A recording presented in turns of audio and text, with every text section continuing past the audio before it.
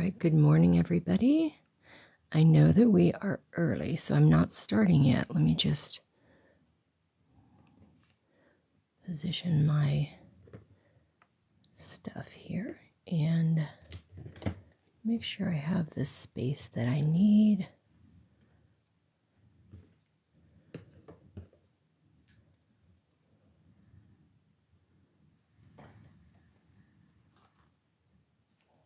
And of course, my pattern.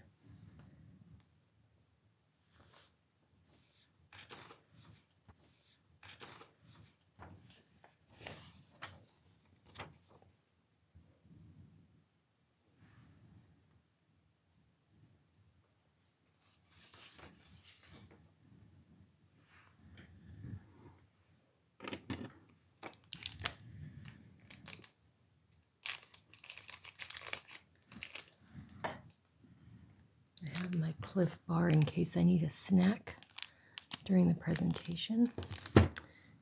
It is very early here on the West Coast, but that's okay. I'm a morning person. I was up late last night with some of my crochet buddies, and that's fine too because I have a lot to get done today. And once we're done, excuse me, I will upload the video on YouTube. So if anybody has to skip out at any time, they will be able to go back and check that video.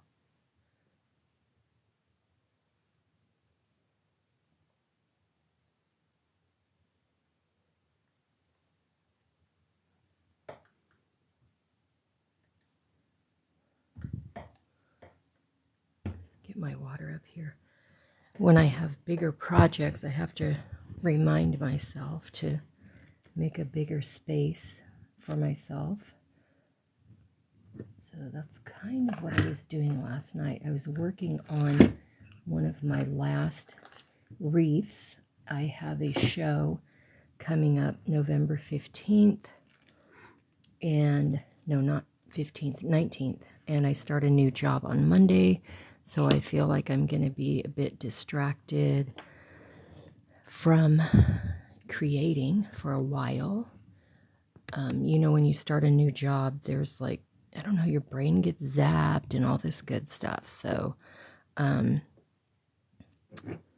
I expect to be a little bit tired for at least the first couple weeks. It's something that I've done before in different capacities, but, you know, just never know 100%. So we'll get started in a couple minutes. I want to make sure everybody gets their live notification. And I'm just going to straighten up my yarn a bit. The nice thing about this pattern is that it can use scrap yarn. You can use scrap yarn. It does still take a fair amount for the teddy bear, but you can also make it in whatever color you like. You can make it brown, orange, not orange, brown, tan, gray, white. It can be a little polar bear. It can be a grizzly bear, a black bear. You can make the little mouth whatever color you want. So it's a really flexible pattern. And I said you can make it orange, and that wasn't what I meant to say at that time, but you can make it orange, red, green, whatever color you want. Rainbow stripe, variegated, ombre. Yeah, so the one that I have on my TikTok happens to be made from latte stripe, and it looks like the transitions happened just at the right time. So, okay, well, it is 6:01, so I will go ahead and take down my be right back sign. And then I noticed that I have some threads. I was working on another project and I have little thread scraps on here, which I'm just gonna wipe off real quick. I did pre-make some of the pieces, but that will not be an issue because they are not difficult to make on your own. And they will be using excuse me, stuff that we do here on the live as well. So the pattern is from Grace and Yarn, and it is a free pattern. Ignore my terrible printout. I was having issues with my printer. So this is from Grace and Yarn, and I believe it's called the Crocheted Bear Ornament Amigurumi. But if you go to Grace and Yarn, they have a great search feature in there as well. So if you were interested in making anything else, you can find just about everything on there. A lot of really cute amigurumis. There's a little like cup of hot cocoa with marshmallows and little cookies. There's llamas, bunnies, bears, pumpkins, hearts. There's tons of stuff. So anytime you're looking for a free pattern, remember Grace and Yarn and go check it out. They also have a really cute little turkey and some other seasonal stuff. I believe they add a few new items each year, but I'm not that familiar with the site. I just have browsed it now and then I pulled this teddy bear to make after watching another video and seeing it there. So we're going to start, and the piece we are going to start with is the, what do they call it? The nose. So they call it the nose, and that I'm using white yarn to make.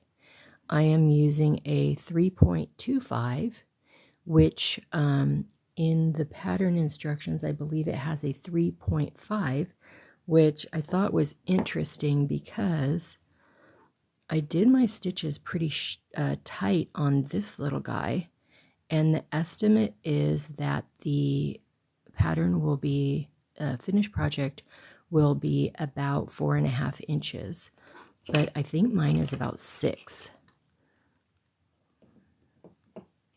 So we'll see how this one turns out today. Oh yeah, it's 7 actually, with his little bump down there.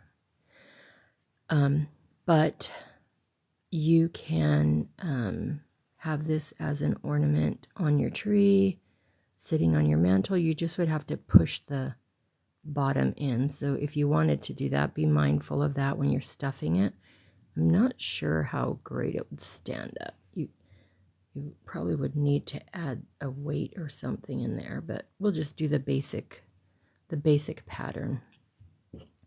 So you're going to start with a magic circle, and I'm going to go ahead and assume you guys know how to do that. But if you don't, just watch and see here. What I do is just loop, and I'm left-handed, so that might be a challenge if you're learning from this. I just loop the yarn over my hand, and then I put my hook through, and then I grab the yarn, pull it back through. And as you may or may not know, everything is way easier when you're not trying to present it to somebody. Okay, so there I have it, and then the magic circle is big. What we're going to do is make 6 single crochets on the magic circle. And again, this is the mouth we're working with. Make sure when you're getting ready that you're not grabbing the tail, that you're using your feeder yarn that's attached to the skein or your scrap.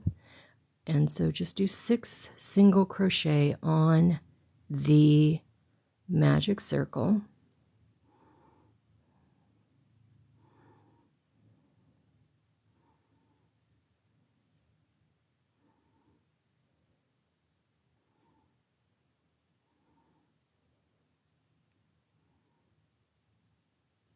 I was going to look for my tablet so that, oh, there it is, so that we could have music, but it might be easier if we just have it quiet. You can sing amongst yourselves or play music wherever you're at, and then that way you can adjust the volume and others will be able to hear me. Okay, so let's see, 1, 2, 3, 4, 5, one more. When you're working with amigurumi, you want to keep checking your stitch count just to be sure, because if you get off a bunch and you don't adjust or fix it, then you could have issues. Now, I was working on this bear the other day and I got off by 1 stitch. 1 stitch is an easy adjustment, but ideally you are going to have the correct stitch count throughout. So here I have the 6 single crochets. I'm going to tighten up the magic circle. Just pull it as tight as you can, and then you have your tail hanging off over here. Now this piece is very small, so you're going to only have 3 rounds. You can see this is going to be on his face. Okay, so we are going to do a single crochet increase in each stitch. So that means at the end of this round, we're going to end up with 12 stitches. So you can do 1 and then add your stitch marker if you find that helpful. I find it helpful. And then 2. And then just do 2 in each stitch all the way around. And then what the stitch marker can also do is help you count when you're at the end to see. Oh, see, I just did exactly what I told you not to do. I used the tail.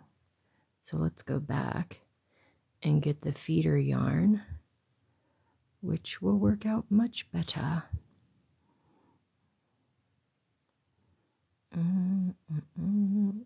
Take this out. There you go. Learn by my example. Okay, we have the correct one here. And make sure we get it again. Get the correct one. Okay, so start with 2. Here is 1. And then keep making sure your stitches are tight.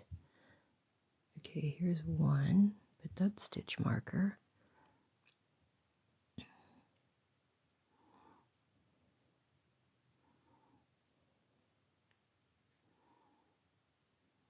It looks like I have a little extra fuzz there, probably a piece of stuffing.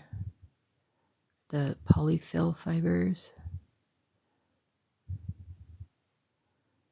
So if you appreciate the presentation, feel free to give me some likes there. That will help the algorithm.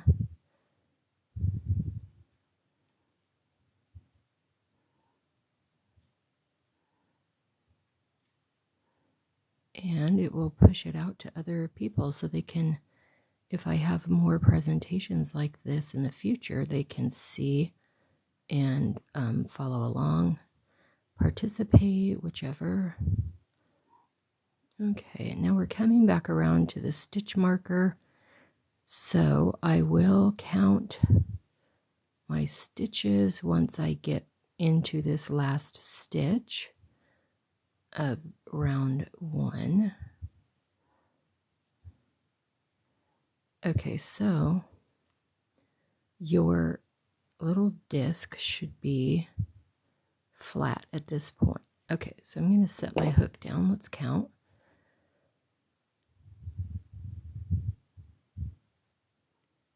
12 stitches, perfect. And then round 3 is going to have 12 as well. So I'm going to leave the stitch marker just so that I know where to end. And then I will go around and do 1 stitch in each stitch. Now I have the screen in front of me, but I'm looking at my work. So if you have questions, I will look at the screen now and then to answer questions, but I don't want you to think I'm ignoring you. All right. So see how I'm trying to keep this really tight. And then because round 3 is also going to be 12 stitches, it will start to take on a little bit of a curve. And that is how you end up with like a little 3D effect on your nose when you attach it.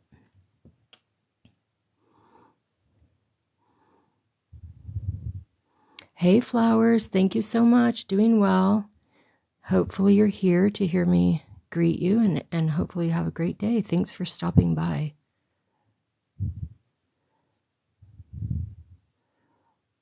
All right.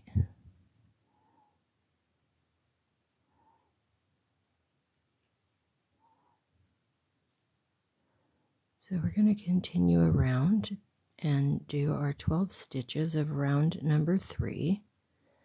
Again, we are working on the teddy bear ornament from Yarn and Grace. And that is a free pattern. So if you are interested in making an ornament, mine keeps rolling around because his tail is back here. You can make that easily. And let's continue around until we get to the end. We will finish that off and then sew on the little nose detail.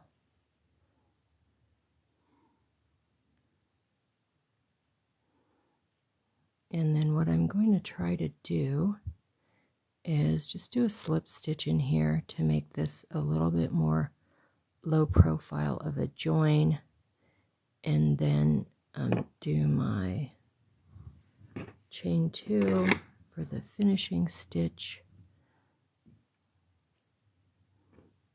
And then we're going to use this tail to sew it on to the face once we make the head. All right. Now I need to get a needle, and I'm going to sew in the magic circle tail from the beginning of the project. And then these are just regular tapestry needles. Okay, so let's get this.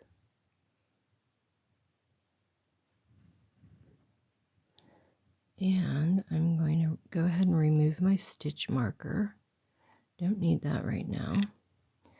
Now, the easy way for me to do this, I turn the project inside out, and then I'm going to stitch this in through the other stitches.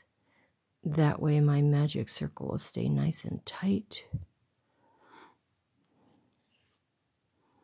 And just pull it again. It shouldn't loosen since it's already been crocheted together, but I sew it or knot it and finish it off this way anyways. And then it doesn't have to be perfect because this part will not be visible. This part will be on the inside of the nose. So there, we flip it back, but I'm going to trim off this yarn. There we go. And set the needle aside. I'm going to use that again in a moment. All right, and then I keep the closure, the finishing closure at the bottom. So then I'm going to stitch the nose right here. And you can see that little detail. When I stitched it, it is a little off center, but hey, it is a handcrafted item. So that just adds a little character.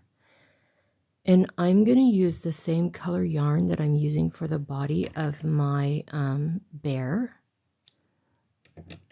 So I'm going to go ahead and get my needle again. And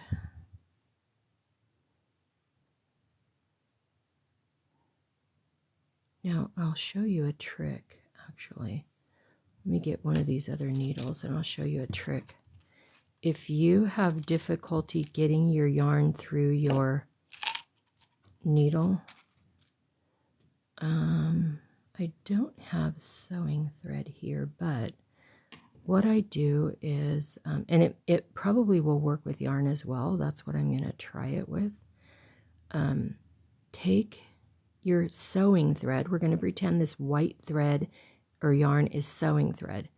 Put your sewing thread through your yarn needle. Oh, you know what I can do? I'll just take one strand. Take one strand, and then that will replicate sewing thread. If I can get a strand loose here. Okay. So pretend we have this sewing thread. We're going to use this to help us thread the yarn into the yarn needle. So this is your sewing thread. Take your piece of yarn. Where did I put that? No, I need a contrasting color. So let's say you are ready to sew on your nose. You cannot get your yarn through your needle. Put your sewing thread in there and then loop the yarn that you want to put into the needle over the sewing thread. And then thread the sewing thread back through the eye, which with actual sewing thread, it's going to be way easier. So then do you see how you have your yarn right here? And then you can just pull your yarn through the needle. So get the two sides from the same side, pull them. Now this is a smaller eye needle, but we'll see if we can do it with this. So this would be sewing thread, and this is your yarn. You have it looped over and just pull it through. That's the premise. Let's see if it'll work with this small needle. So then that way you can make sure you get all of your strands of your yarn. See? There you go. Now you're ready to sew. Okay, so I already have this one ready, and the directions say to fasten off and leave a long tail for sewing. So this is the tail we're going to use when we sew it to his face. And then it says with a small piece of black crochet thread or tapestry needle, pass through 2 stitches between the second and third row. So check your orientation. Try to get it as best to the center as you can. They're saying 2 stitches, so just look at how you think that looks. You're the one making the project. You can make 2 stitches or 1 stitch or 3 stitches. So that's really easy. See that?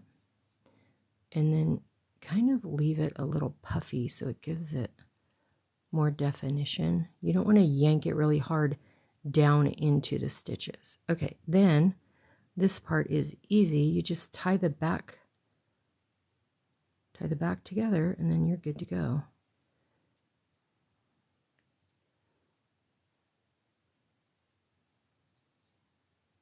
And then trim it off.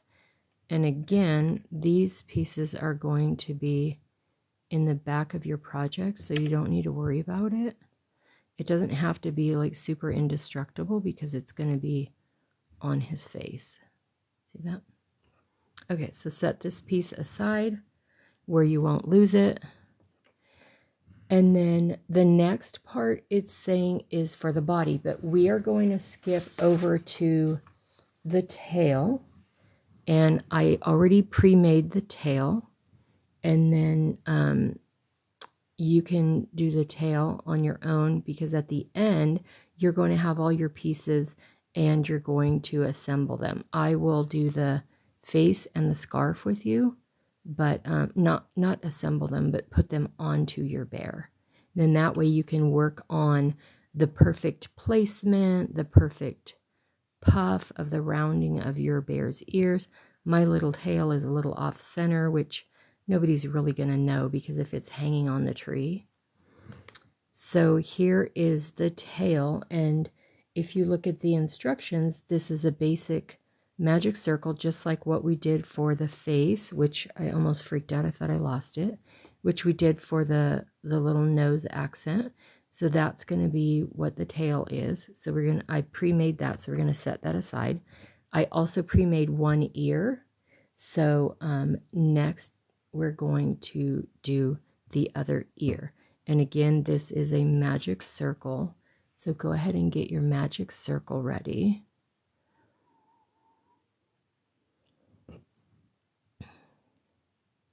So then today when you're watching your Christmas movies or whatever you're doing, you can do the second ear, the tail, and I also pre-made the scarf. We'll talk about that.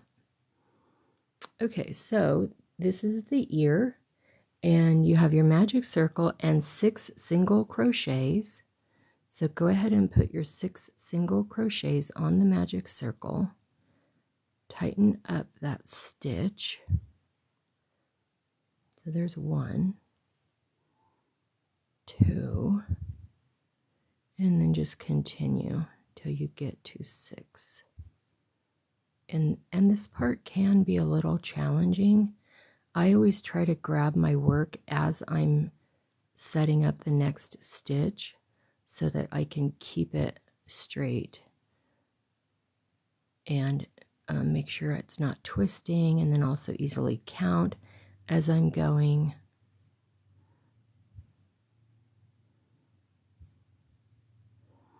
And then again, tighten up your stitches.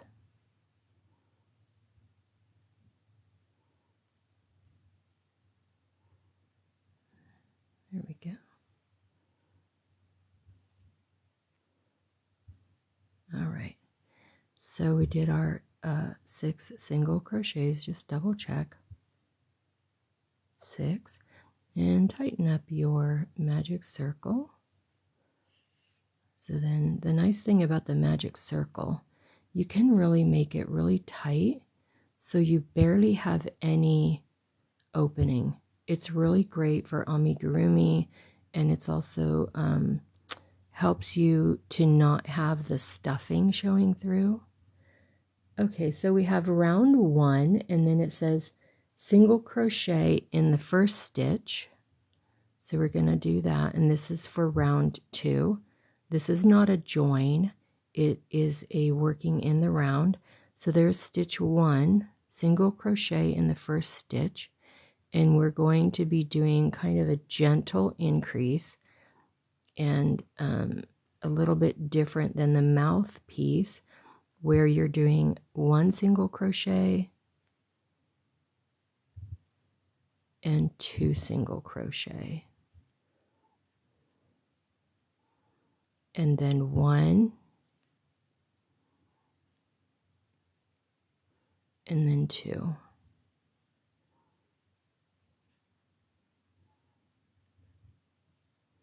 And then 1, and then 2. Okay, now I'm going to finish off my magic circle tail now so that I don't end up, because if you look at the finished ear, you can see it's kind of really curved, so it'd be a little bit tricky to get in there to do the magic circle. Let's give this a little haircut. So again, get your needle, and I have one with kind of a medium-sized eye. I don't know if you can see that. And then get your magic circle tail, and we're going to sew that in just to make sure that magic circle doesn't open. And again, this is a free pattern from Grace and Yarn. They are very kind to have a lot of free patterns. So I do encourage you to check out their site, because I think I found enough projects on there that I could literally make a different amigurumi every day, probably for at least a year. And they're cute. They're not just like thrown together. And some are little dolls, ornaments, table decorations. There's pumpkins, hearts, bears. There's bears with arms and legs, and dolls with arms and legs, rabbits, llamas. Did I say pumpkins, hearts? I wish I could remember all the... I printed out some of them so that I can just have a reminder. And then I can also follow along the pattern online. And I did verify, they do say on there that if you would like to make items with the patterns and sell them, they are fine with it. But if you sell stuff on Etsy, to give them credit for the pattern. And I think they said mention them. So whenever you're even using a free pattern, be sure to review the guidelines, and, you know, be respectful and provide credit where credit is due. All right, so we just finished round 2. I'm going to leave my marker here to indicate round 2, and then let's check our stitches. We should have 9 stitches, and then we're going to have round 3 and 4 that are also 9 stitches. All right, perfect, 9. And then on these, you really want to pay attention to your stitch count because you're going to have 2 ears. So you want to make sure that you have 2 ears that match. All right, so do 1. And then this is going to curve because we're using the same number of stitches. And then just keep making it tight. And then by keeping the stitches tight, then that will also help it to have that nice curve. So you have a nice rounded puffy ear.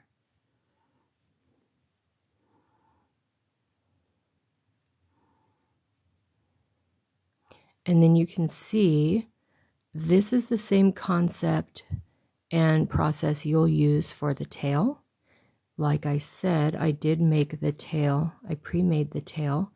It is smaller than the ear, but it's because it's a 6 single crochets and it's only 3 rounds. So you just have 3 rounds and 6 single crochets. But you can see, apply this same process to making the tail. And whatever you feel comfortable with, however many stitch markers you need, you can use it for marking your row, marking your beginning and end of the round, you know, whatever works for you, just to help you keep on track. Okay, so we finished round 3. Now we're going to do one more round, and then that will be it for the second ear. And then we will get started, or we'll talk about the scarf, and then we'll get started with the body. So I have my stitch marker there, so I know when I get back around, I'm just going to verify that I have 4 rounds. And I'm just kind of thinking out loud, just little reminders, tips and tricks of what I do while I'm working. If I'm just kind of free-forming on an Afghan, then it's not this detailed and, you know, reminders and such, because you can eyeball the Afghan and make the corrections as you go. Okay, so now we are back to the beginning, and just get the other ear, make sure that they match, which this one has a little bit more of a cone profile. So when I attach them to the head, I'm going to just kind of make that little adjustment. they're not going to be right next to each other on the head. So it's not like you need to get a micrometer and calibrate and have the exact same. And again, it's handcrafted. You're not expecting it to look like a mass-produced product. So you can see on this one, these ears look kind of pointy. I think when I attached them, if I spread them out a little bit more, they would be more rounded. But it kind of reminds me of the brown bears I see on National Geographic. They kind of do have little pointy ears. Okay, so we've got our 4 rounds on our ear. And again, I'm going to do a slip stitch. This is not in the pattern, but I like to do the slip stitch because it kind of brings that last stitch down so it's kind of smooth, which you might think, well, it doesn't really make any sense because then you're going to do the chain 2. But I tighten the chain 2 down to the project and then try to make it as smooth as possible. So you're going to use the tail to sew this onto the body. So whatever length you need for the sewing it on, then that's how long you want to do it. If it's easier or you prefer to do another method, like totally trim the tail off and then sew it with another yarn, that's fine. I like to sew it with the tail because then I don't have any chance of this piece I cut off, what do you call it? Like opening and having this unravel. Okay, so I have the 2 ears. I can probably take this stitch marker off. Okay, so we have the 2 ears because I did pre-make one of them. We have the tail because I pre-made that. And don't worry about, that you're going to try to hurry up and make the tail now or try to hurry and make the ear. We're going to start on the body, and then when we are all done, we'll attach the mouth. We'll do the ears. I'm using yarn, or not ears, eyes. I'm using yarn for the eyes because it's more economical, but also there's no chance of a safety eye coming off if a little kid gets a hold of it and starts chewing it. You know how they just put everything in their mouth. And then here is the nose, which we did earlier. Okay, so let's set that aside. Now the scarf is one of the other items that you'll need at the end to tie around your little bear's neck. The scarf is very easy, beginner steps. So you'll follow the pattern and you'll do a chain 50. And the reason why I did this ahead is because when you're using, for me, when I'm using a base chain to start my project, it's a little bit slow getting even just the starter row done. So I wanted to pre-make that, and because this is just a half double crochet on the 50 chain stitches, and you can see right here, that's a mistake, but we don't call it a mistake. That is character. Or maybe it's just a matter of this yarn not being in the right place. But anyways, so this will be easy to accomplish on your own, and then that way you can take your time. Maybe you want to find a special color yarn. You want to make different ones for different family members if you're making a bunch of the little bears. Okay, so now we're going to go ahead and start on the body. Let me put my little pieces aside here. I don't lose them. Now would be a nice time for a sip of water or coffee, so go ahead and do that.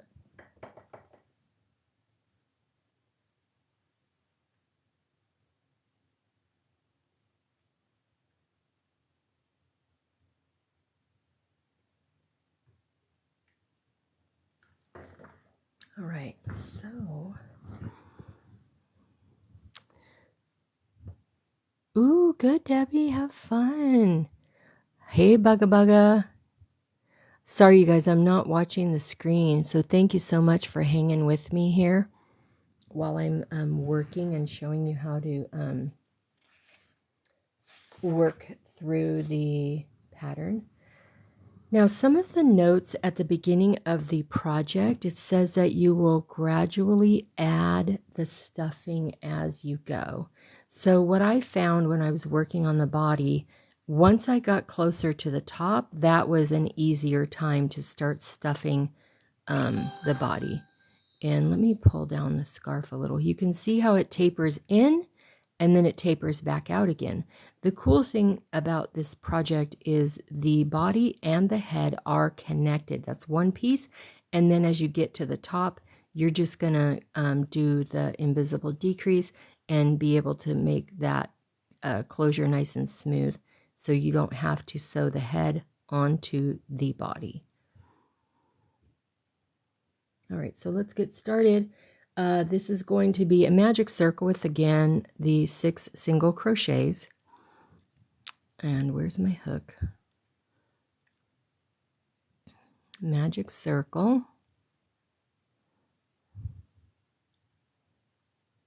Yay, thank you for the roses, you guys. Thank you, thank you.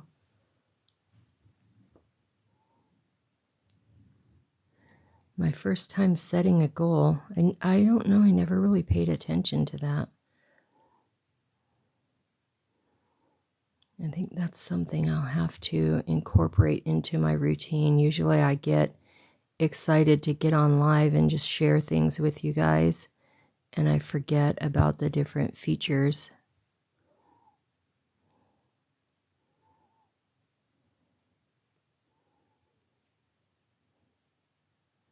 Okay, so again, we're doing the 6 single crochets. Oops. And then this entire project through the body and the head is going to be with single crochets. Okay, so let's see. 4.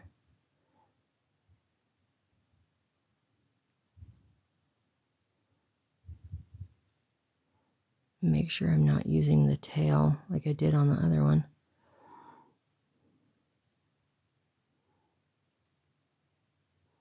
Okay, and then just keep your stitches nice and tight. You don't have to like strangle the magic circle, but just keep them tight so that you have a nice, smooth, closed project. Because when you start stuffing it, and this one is stuffed moderately, it's not really loose and it's not really hard. It is malleable. But when your stitches are nice and tight, then you're going to minimize the chance of the polyfill showing through. If you're working using a darker color, there is a chance of that happening. I heard of a tip where you could use pantyhose. You can put the pantyhose into the project, excuse me, and then stuff the project. So then that way what you see through is the pantyhose. You can also use probably a piece of mesh or tulle or something like that. But just little tricks that you can figure out along the way. Okay, so we should have 6. So 1, 2, 3, 4, 5, 6. Okay, let's tighten up the magic circle. And once I finish round 2, then I am going to sew my magic circle closed. Make sure I get the right yarn. This is going to be a single crochet increase in every stitch. So we're going to have 2 single crochets in every stitch of round 2.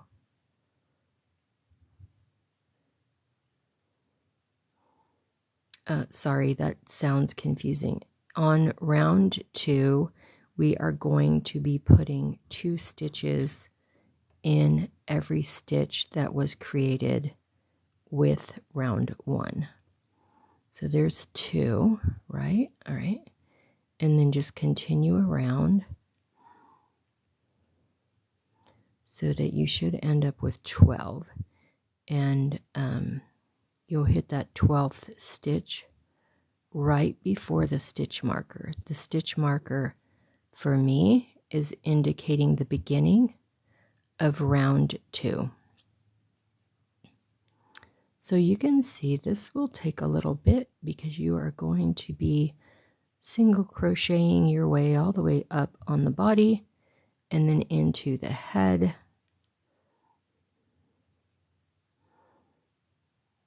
And on some projects, for me, it was painstakingly slow because I was trying to make sure I have the right number of stitches, and sometimes it's a little difficult to verify just by looking at it. And then I would have to frog it and count again. Okay, so here we're back to the stitch marker, which is showing the beginning of round 2. So I'm going to count and make sure I have 12 stitches. So 1, 2.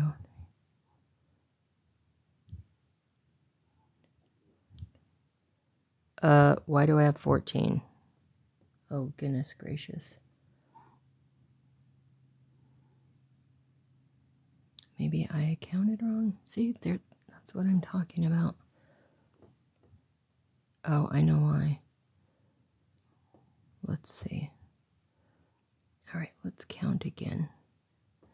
I think I needed to have that up here. 1. Oh, let me put it in there before I lose track. 1, 2, 3, 4, 5, 6, 7, 8, 9, 10, 11, 12. Okay, so we're just going to do that correction there. And then hold and do the magic circle. Now, this is not a life or death situation. You can make corrections as you go.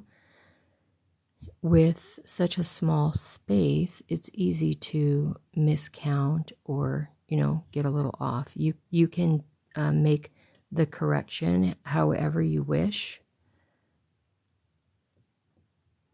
You can take out the stitches, restitch, recount, and I think each crocheter has their own method.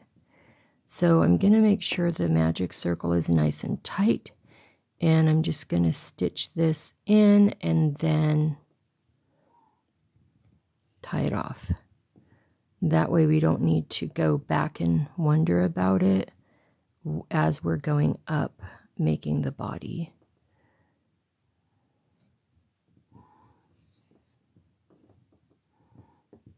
Okay.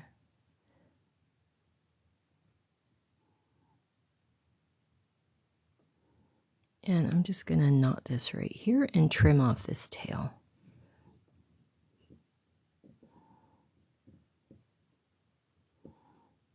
Okay, here we go. This yarn is Craft Smart. And so it's just a standard 4-weight yarn. You can use any 4-weight yarn that you like. The color on this one, I like this color. It is called Toasted Almond. And the color that I was using here is Red Heart, and that is Latte Stripe. I had some left over so you can see the color changes, and I used the same yarn for the ears and the tail. It just happened to be changing color. You can see it a little bit on this ear also. All right, so we have our 12 stitches, and then we're going to go to round 3, single crochet, and then an increase. So single crochet here,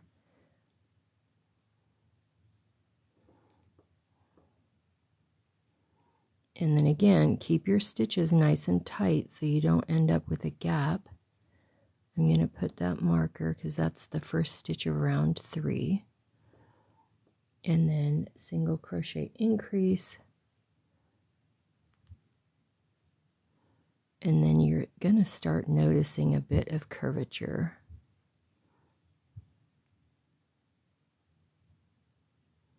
Wait a minute, what did I do? Did I do that right? Yeah. My gosh, sometimes I just have like muscle memory and it feels like I did something wrong. All right, so then just follow your pattern. We're going to just keep going around. It is the pattern of the Crochet Teddy Bear Ornament Amigurumi from Grace and Yarn. If you are following along at home and you did not know about the pattern, you can look at my TikTok and see where to get the pattern, and then you will be able to make one as well. It is a free pattern, and on that website they actually have a ton of free patterns.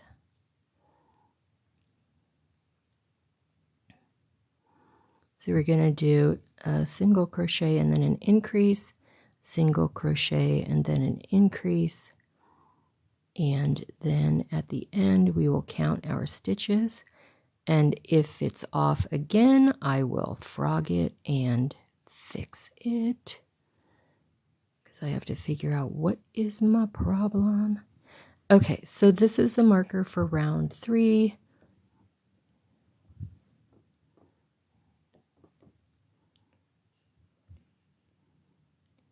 Yep, perfect.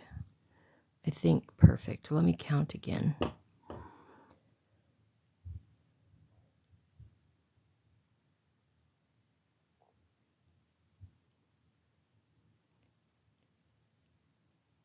Oh my gosh, I feel like I'm skipping one.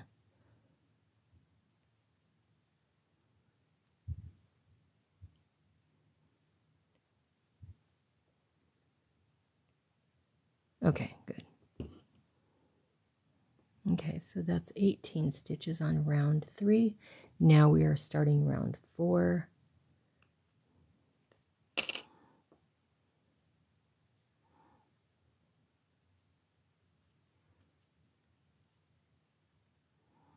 And then typically on circle patterns, you're going to have an increase for the single crochets each round.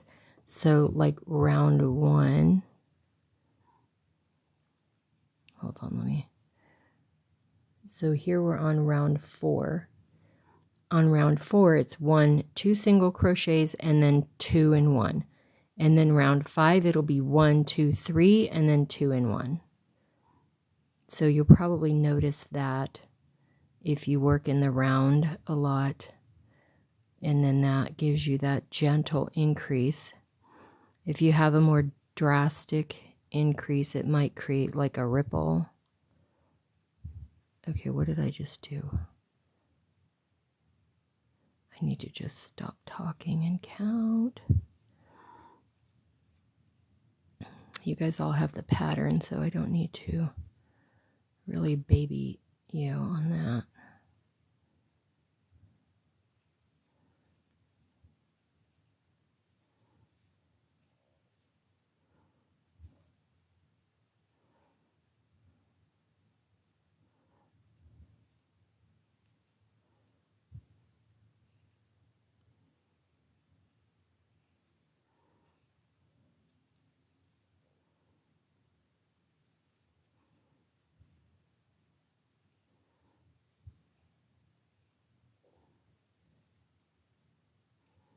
All right, we're coming around to the end.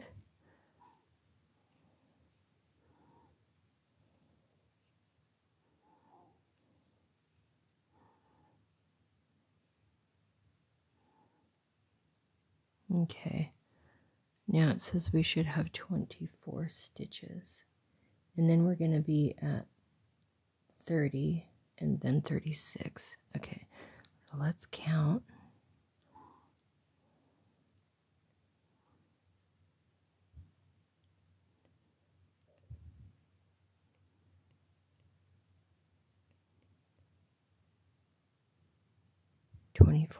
Okay, perfect.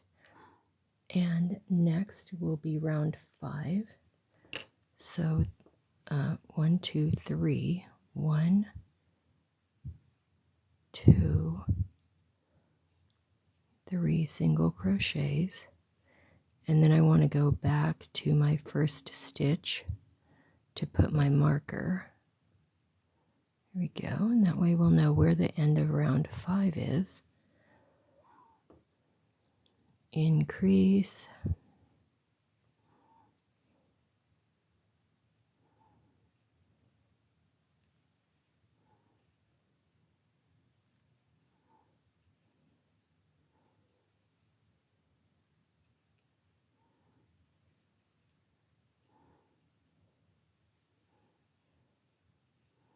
and then, you know, just silence while I'm counting here.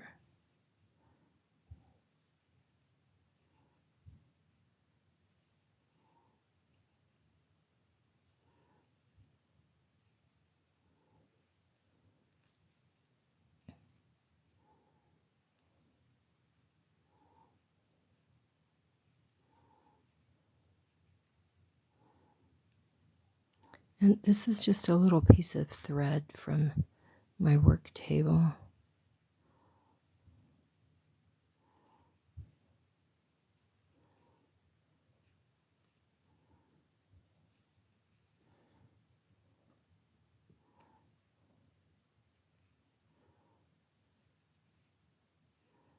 And then you'll start to notice the curve of the project.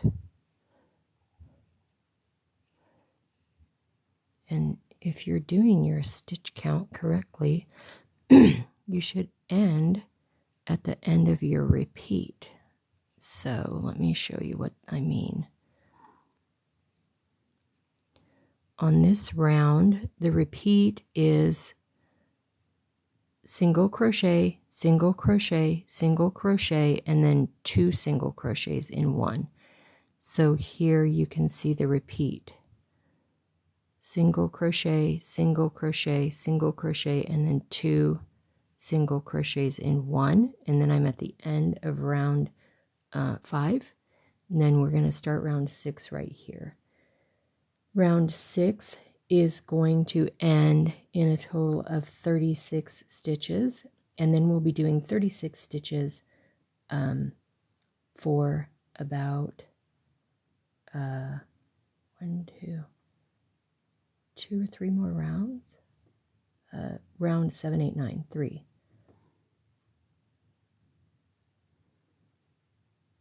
Sorry, I'm reading the pattern and I'm trying to figure out where, like, how is this 7 inches with a smaller hook, and the one they estimate is 4.5. Okay, so before I start round 6, I'm going to go ahead and get another sip of my coffee. I have my coffee on the other table because I just know if I have it on this working table, I'll bump it, and then we'll have cafe au lait everything.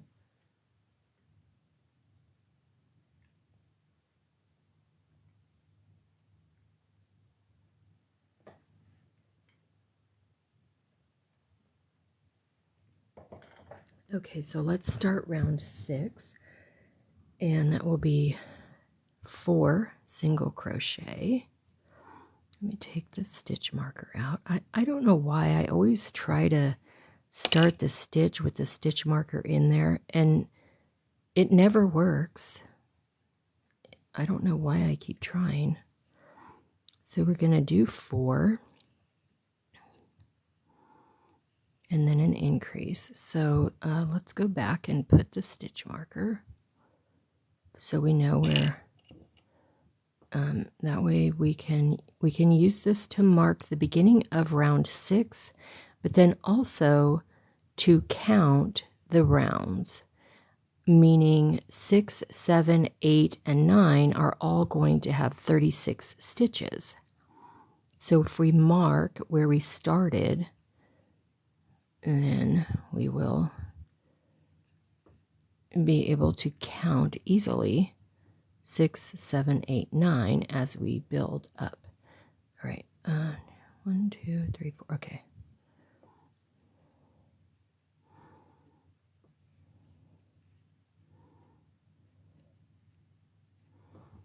Okay, let's get some more yarn out. As you know, when you start your new skein, the center is a little bit stuffed full, so it might be a little bit challenging to get your yarn out. All right. All right, there we go.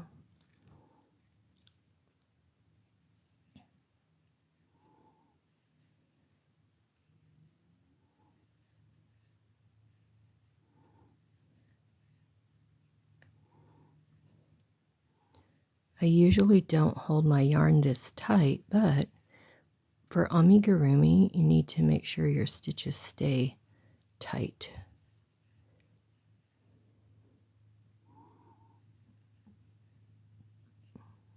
And small, that way you get the scale right. You don't have stuffing flying through the holes. Okay.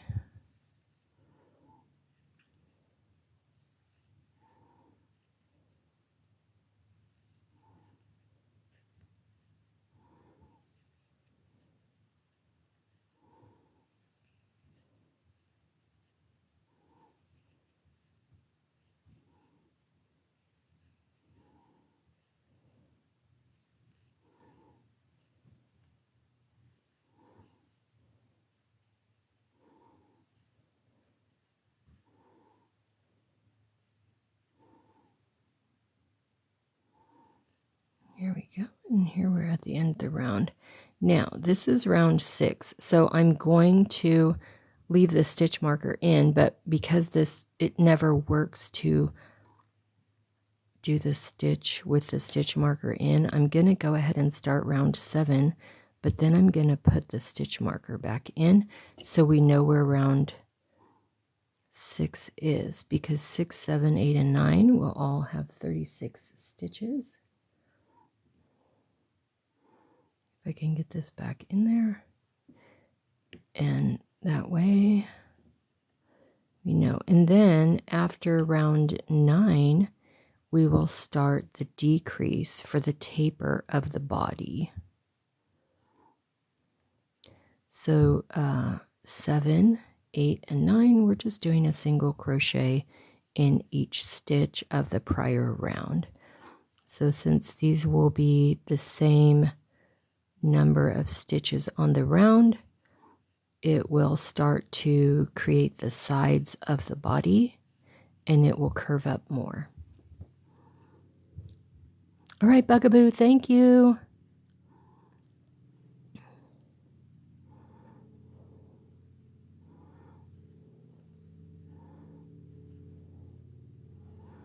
Yeah, this is a process. A crochet along can take a while, so people coming and going, that's totally fine. I wanted to present this for anybody who was interested in making an ornament. It is, I would say it is a beginner project only because the main skill is to read the pattern, count the stitches correctly, and then working on the tension for amigurumi. But honestly, before I did any amigurumi, I was kind of terrified of it, because looking at all the amazing creators out there, how beautiful of work they do, I didn't imagine that I could do something so detailed. But this project, I mean, the sewing is a little difficult, but that's not a skill attributed to crochet. So if you know magic circle, you know how to count, you educate yourself about the increase and the decrease, those are pretty basic skills, then you know, take on the challenge. Do a little bit challenging project to increase your skill set. So let's say you start this project because you want to try amigurumi and you don't do great at the circle. Take it out and try it again. That's how you're going to get better. But imagine the sense of accomplishment. So, example, on this one, the only things to sew on are the nose, the ears, and the tail. You don't have to put the tail. You can make a little X marks the spot tail from the inside and just sew it on. You could even use a hot glue gun if you wanted and glue the tail on. The same with the scarf. You could glue the scarf on. I think the directions actually say just to tie the scarf on. I tacked it on. But think about how you can stretch yourself, learn something new, challenge yourself. You don't have to make something super complex, but reach a little farther, improve yourself. If that's something you want to do, don't limit yourself. I limited myself because I was too nervous. So that's why I want to encourage others to try something a little bit harder. And that's why earlier I said it's not a life or death situation. So what's the worst that's going to happen? You count the stitches wrong. It looks wonky. You attach the ears on crooked. Is it really horrible in the scope of the universe? No, it's you challenging yourself, growing, learning, reaching for something more. Some people reach for something more in a big, big, big way. That's not my style. I am more of a passive kind of personality, a C student, so to speak, kind of middle of the road. Oh, it's good enough. But I do like to always learn new things, challenge myself. And amigurumi this year was my challenge. Now, I have a serger sewing machine. And I'm not kidding you, that thing sat there for 4 years because I tried it once and the thread kept tangling. Everybody else made it look easy. Everybody else said how amazing a serger machine is. It was not amazing for me. But then I said, you know what? I'm not going to let this machine conquer me. So I watched another YouTube video and I noticed that I had it threaded wrong. There was one thread in the wrong place, creating that mess. Okay, so let's count where we're at. So I rethreaded the machine, got it threaded correctly, and guess what? The machine is amazing. So the stitch marker is at round 6. That's the top of the working stitch of round 6.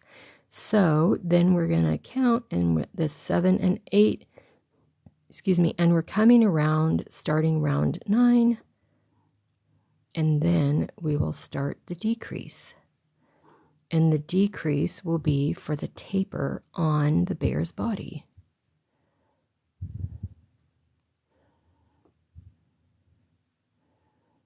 Now, when you're learning and expanding your crochet skill set, educate yourself. There's a lot of resources out there. There's a stitch abbreviation you don't recognize, look it up. There's been plenty of times when I start to read the pattern wrong and I can't understand why did my stitches increase so much, or why did my stitches not decrease appropriately? Because I misread a double crochet 2 together and did it as 2 stitches of double crochet. So then I read it again, slow down, take a deep breath. Oh, yes. Okay, take it out and redo it. But as you learn more and you get more confident, next thing you know, you are turning out some very impressive projects.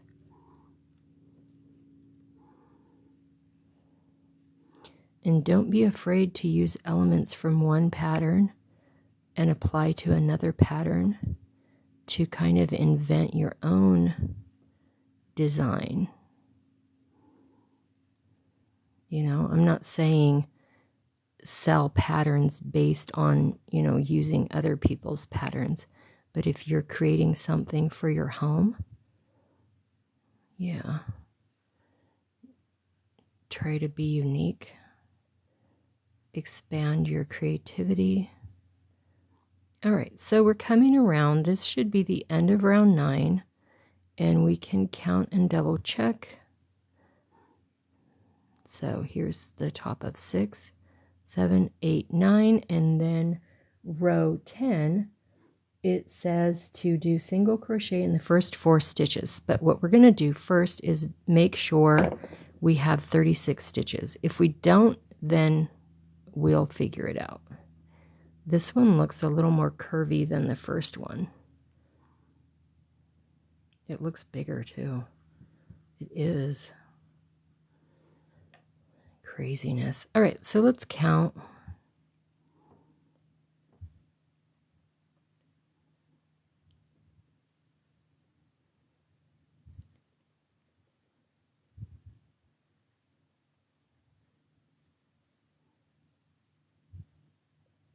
$36, yay! All right, I'm gonna leave this one here, and then I'm going to do my first stitch of round 10, and then put the stitch marker, the new stitch marker, on that first stitch of round 10. And round 10, we will start the decrease so that we will have the taper of the body.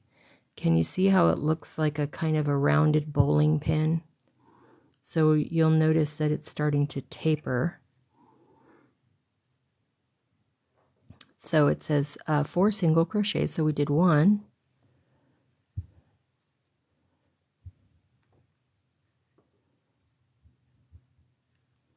Alrighty, so there's 4.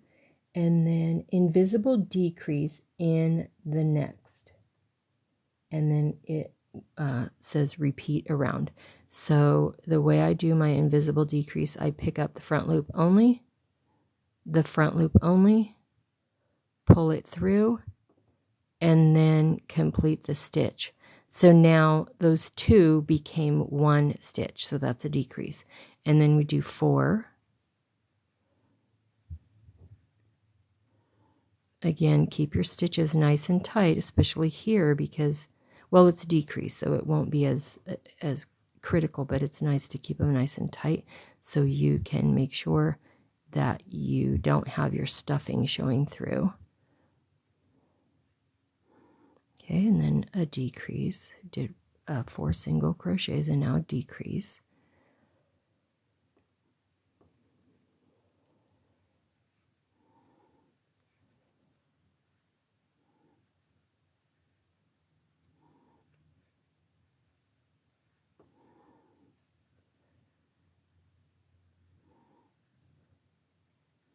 Okay, and then a decrease.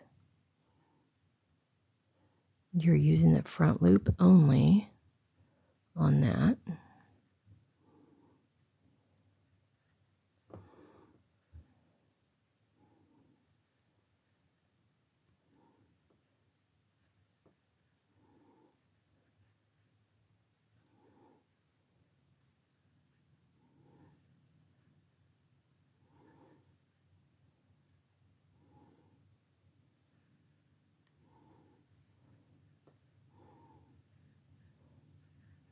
And then I'm just constantly adjusting as I go along so that it's nice and smooth at each decrease.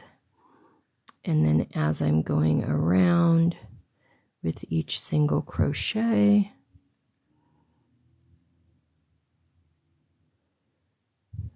I think I lost count. Let me pull that out again.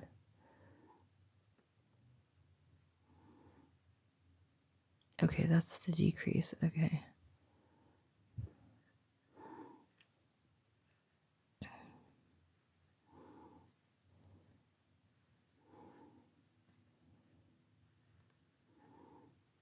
And sometimes your hand might start to get a little crampy, so take a little breather. Okay, this is going to be the decrease. Take a little breather, stretch your hand, you know, whatever you need to do.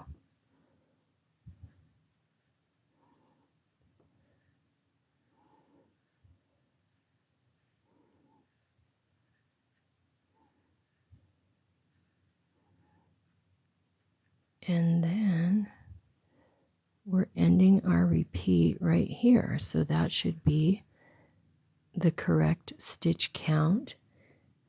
At the end of round 10, it says we should have 30.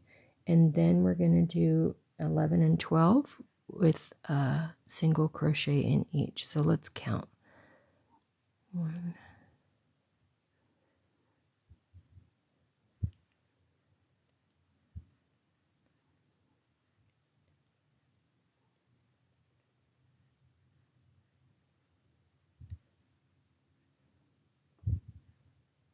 30. Perfect. Okay, now I can take the stitch marker out of row 6. I'm going to use row 10 as my new base point. And the reason for that is because 11 and 12 will have the same stitch count. So I'm going to just try this, see if it works. Yep. Okay, so that's starting row 11. And we're just going to go around, and this part will be kind of fast because we're doing single crochet in each stitch. And then again, just keep making sure your stitches are nice and tight. You don't want to get sloppy and then your stuffing is showing through.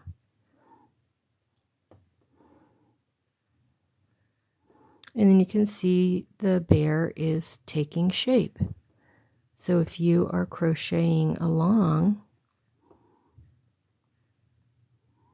yours should be taking shape as well.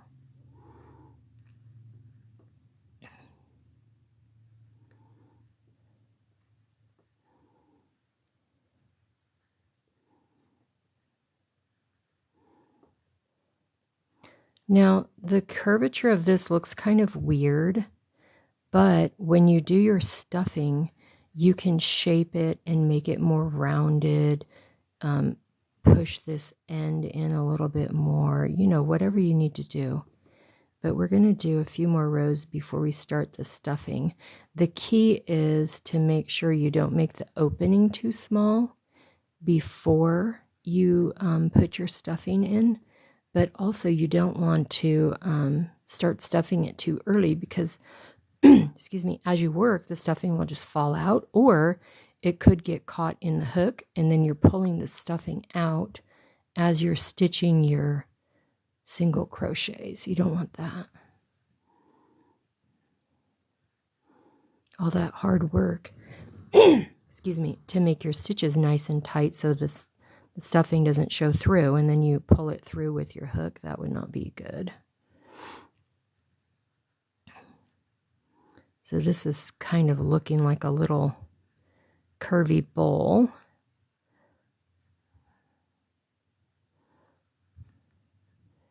And I believe this will be starting round 12.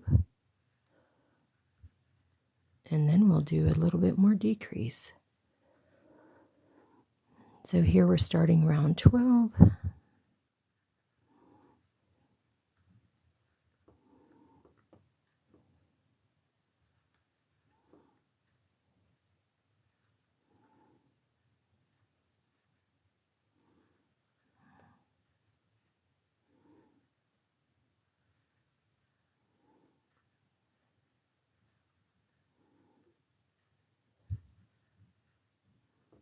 Oh, thank you guys for the roses. I'm sorry I haven't been paying attention there. Thank you so much. Hopefully I reach the goal and even have an opportunity to reset. That would be cool.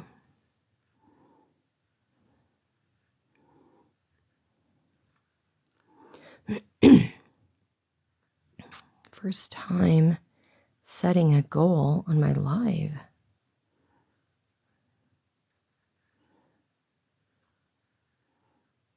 Okay, let's wiggle our fingers a bit. Whoop, and then grab some coffee. My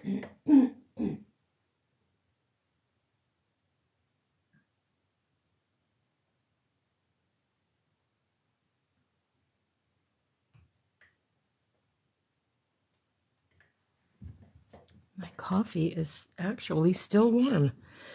All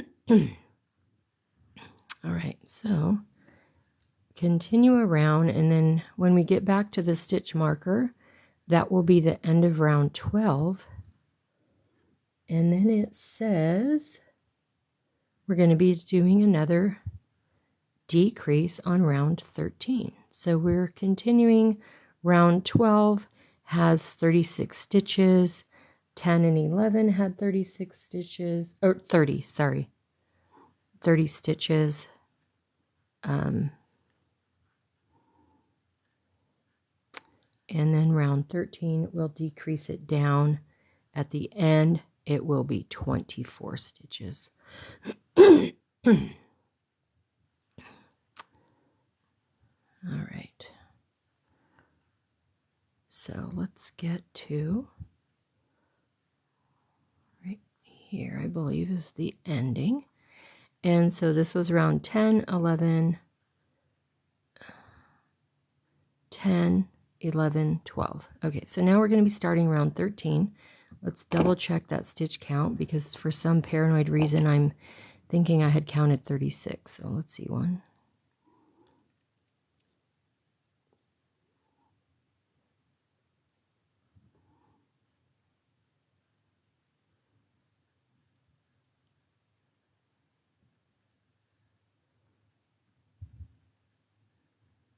Okay, that's 30. Perfect. All right, so starting round 13, we're going to do this first stitch, move the stitch marker, and then round 13 is going to start with 3 single crochets, each in their own stitch. So that's 1, 2, 3, and then we'll do our decrease. The decrease is indicated on the pattern INV space DEC. That means invisible decrease. So just like we did on round 10 when we did our decrease, we're going to go in like that and just do a nice smooth decrease and then continue around with 3 single crochets and then invisible decrease. And so this is similar to when you do your increase, where you have 2 single crochets and then an increase, 2 single crochets and then an increase, and then, you know, do that standard each round.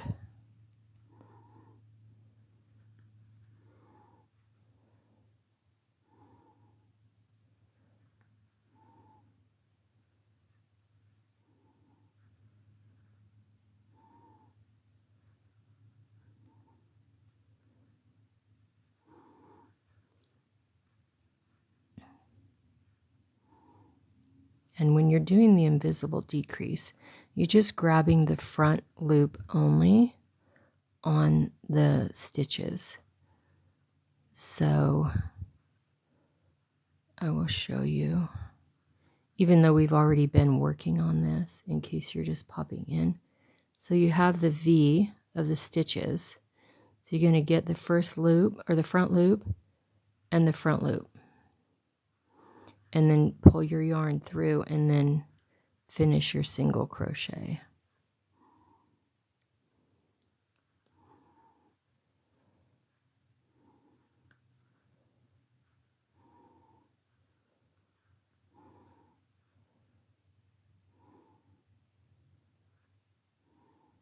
Okay, and then like I said before, your round should end with your repeat last stitch of the repeat. All right, round 14 and 15 are still going to be 24 stitches. So we'll leave that stitch marker there and then go around twice for round 14 and 15.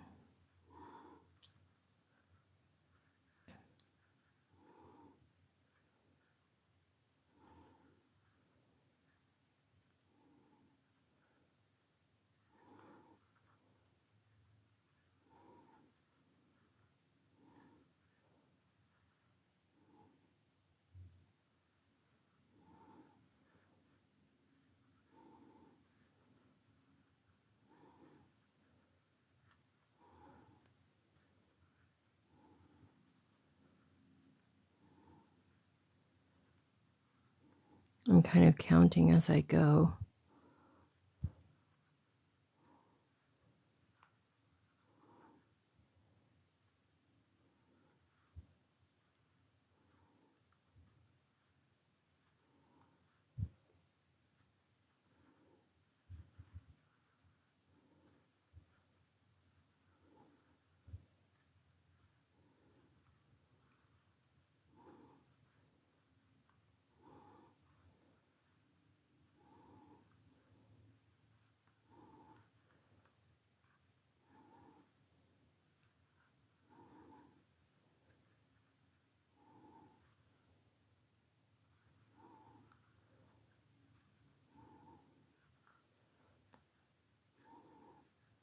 All right.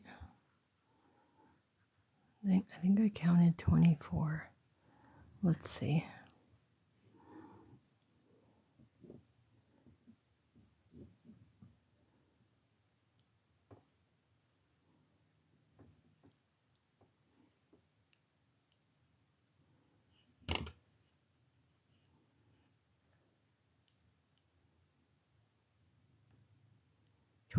Yep. So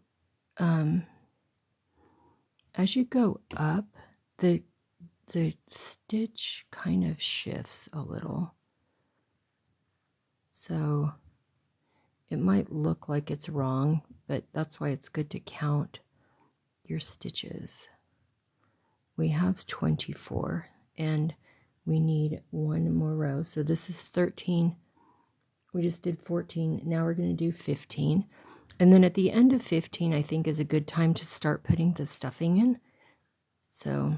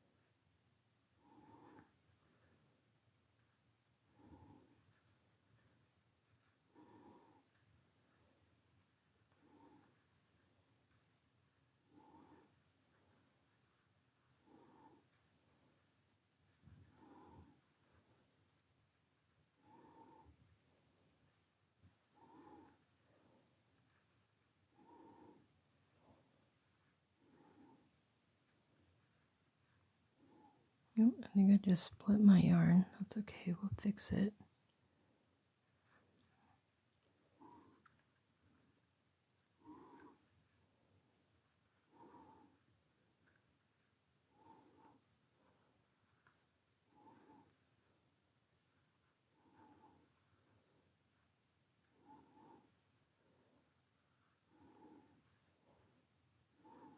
Okay, so this should be the end of round 15. And then round 16, we'll do another decrease. I'm going to leave my stitch marker, and then I have my stuffing right here. So I'm just going to grab into that box. And I usually do like just little tufts. so that it's easier to kind of position it around inside the object that's being stuffed. And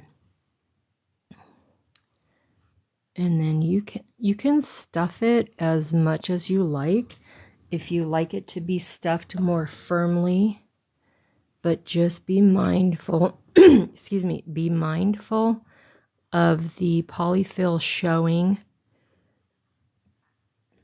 through the project.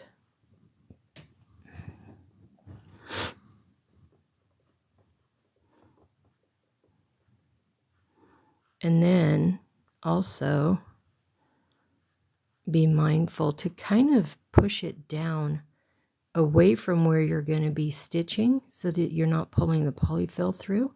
And then as you get higher up, you can just keep adding more. All right, so let's go ahead and go on to round 16.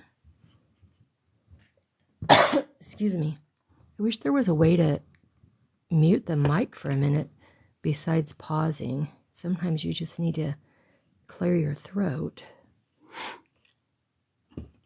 All right, so that's looking good. Look at that. Okay, so round 16, single crochet in the first two.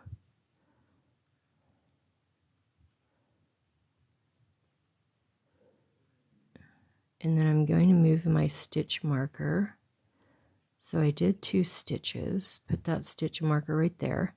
And then as I'm working, I'm kind of putting my finger back here to move the polyfill.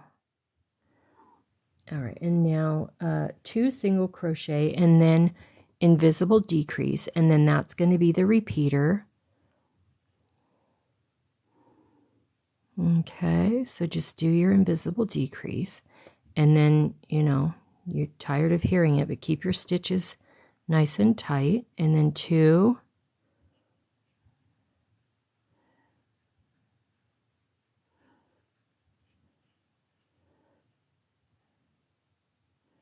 and then decrease,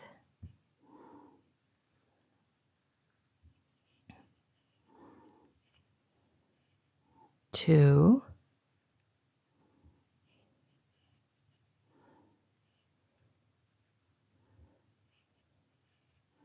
and then decrease,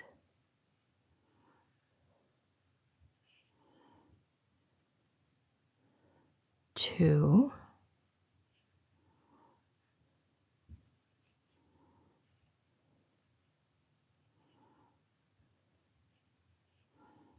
alrighty, and then decrease. Now don't be afraid to look at YT, check out some videos, teach yourself some new skills. There are a lot of presenters on that video channel. So if you're looking to learn something new, keep checking until you find a presenter that fits your style. Some are too fast, some are too slow, some don't show enough detail of what they're actually doing, and each one will appeal to a different audience. So keep looking. Right-handed, left-handed, they've got it all. Okay, so we're finished with round 16. Look at that. Let's put a little more stuffing. You can see how the opening is getting smaller. Round 17 is going to be another decrease, and then we'll start with the head. So we've made it already to the point of the neck, so that's awesome.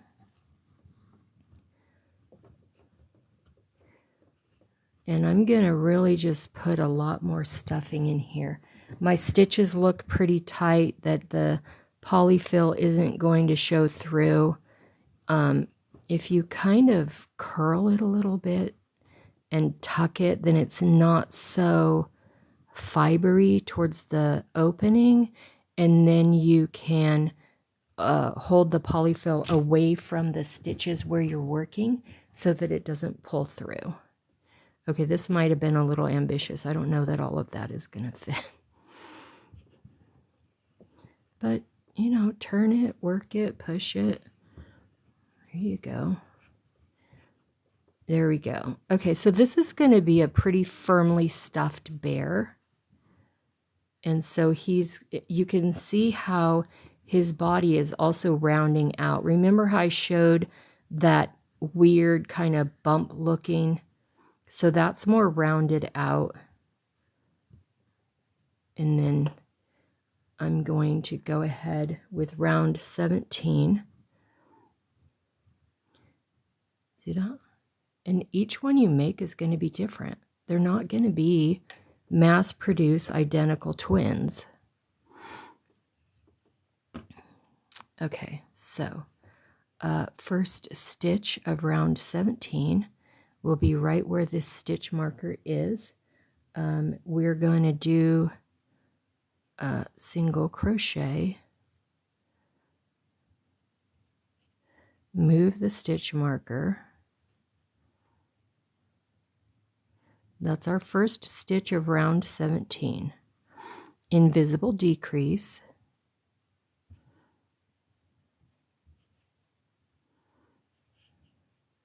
And again, this is a free pattern from Grace and Yarn.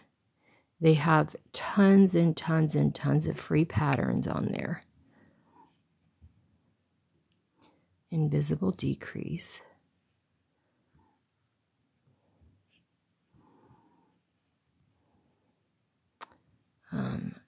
Single crochet. Invisible decrease.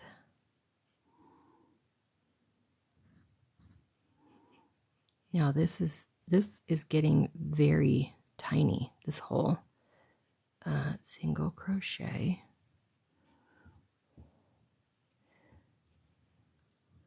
And this will be the same way it looks when you get to the top of the head. But it's going to just get smaller and smaller and smaller until it's small enough to sew closed. Okay. And then remember, you're pushing the polyfill away from where you're inserting your hook, so that way you're not pulling the polyfill out when you're doing your stitches, because then you're kind of defeating the purpose of making nice tight stitches. Okay, see that? Look how small it's getting. So it's good that we have this kind of overstuffed right now. And invisible decrease, and we should have 12 stitches. Okay, so let's count, and then we are going to be starting on the head, and then we're going to be doing an increase because we got to have the curvature of the head, right? Okay, let's count. 1, 5, 6, 7, 8, 9, 10, 11, 12. Perfect. If you feel like it, go ahead and stuff more stuffing in. I think mine is good to go. And then once I start stuffing the head, it will get more fill in there. It'll fill up down that neck area. Okay, round 8 is a single crochet. I'm not 18. Round 18 is single crochet, and then put the stitch marker. And then we're going to do the increase right away. So the increase is 2.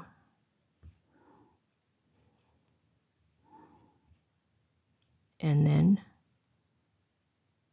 1. And then 2.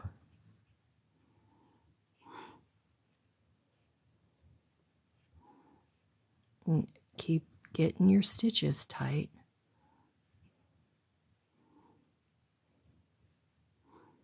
I got a tickle on my nose from that polyfill.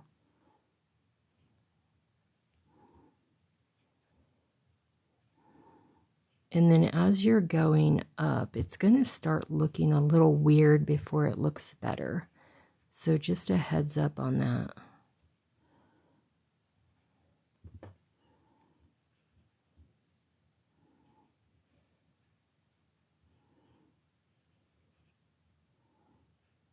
And it feels like it might be a little sloppy because you're trying to really get around this small circle. But just keep at it. You'll be around there before you know it.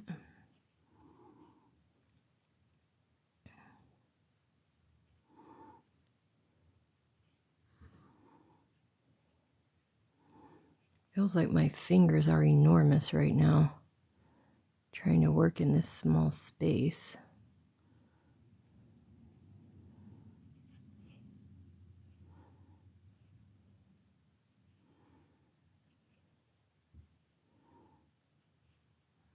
Okay, and then we're ending on the repeat, which is the increase stitch.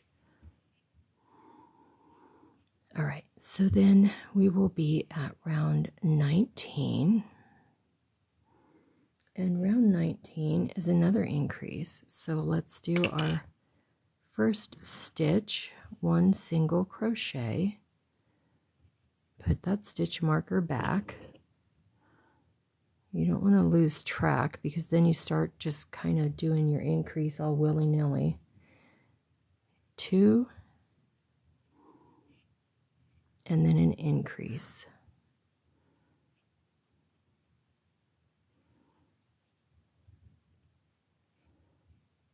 Oh, there we go. Good morning, Witchy Mama. How are you today? And then an increase. I need to do better at watching the screen, but I'm really trying to not mess this up.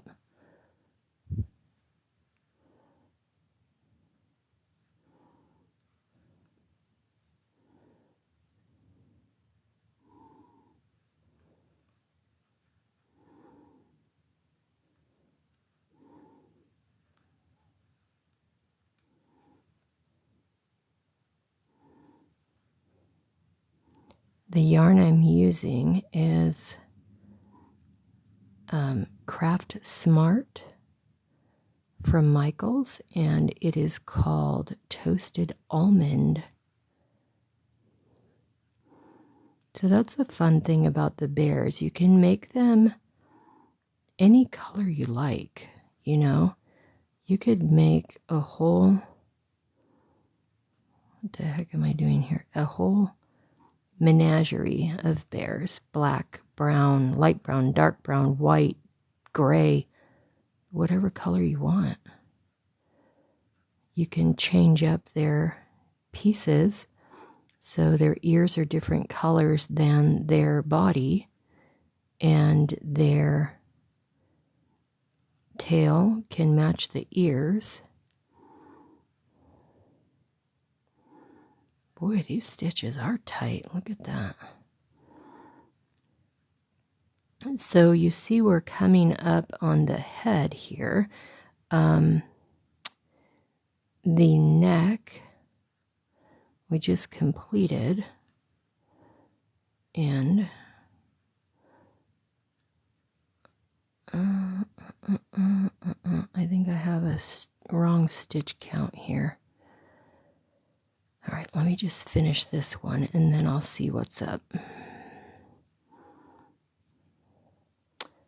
This is row 19, so that should be 24 stitches. So let me see what we have here.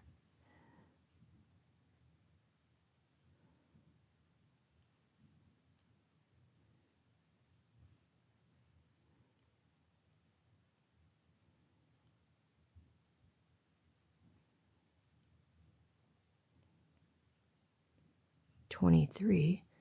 Okay, well, we'll just end with a single crochet then, because that will be our 24th stitch right in this last thing. And then I will be more mindful.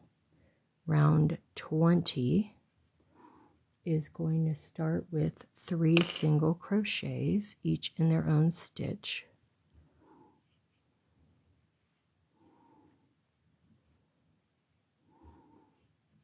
Okay, so we got 3 stitches, so let's put the stitch marker back. 1, 2, 3 right here. There we go. And then an increase.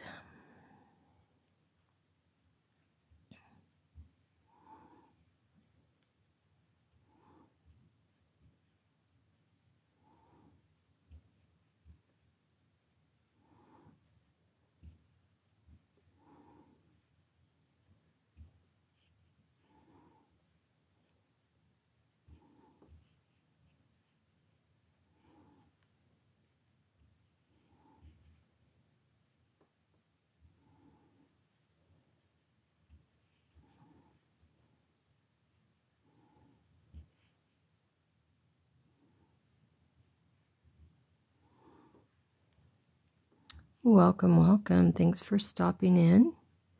We're working on a crochet along. This is a teddy bear ornament. It is a free pattern from Grace and Yarn. And this is an amigurumi.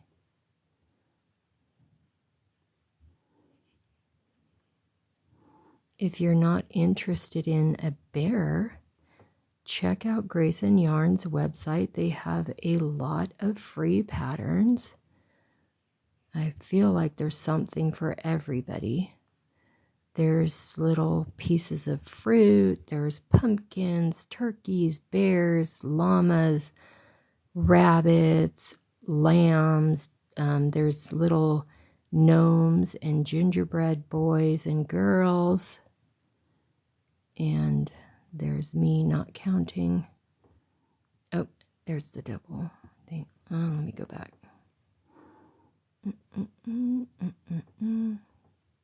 Okay, yes.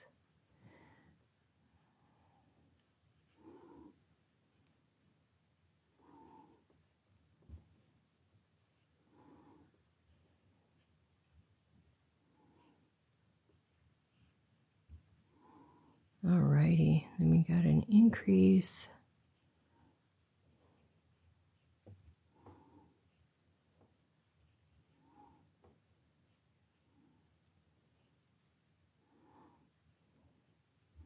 I don't know about you, but I randomly get things clinging onto my yarn while I'm working. Okay, so this is round 20, so there should be 30 stitches. So let's see.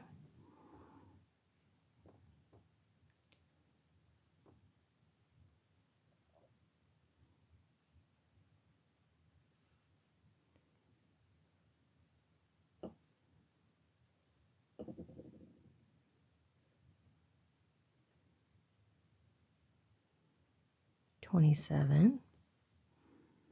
Okay, that's a little weird. I think I missed an increase somewhere. So let's go back because that is 3 stitches and that's not really a quick fix.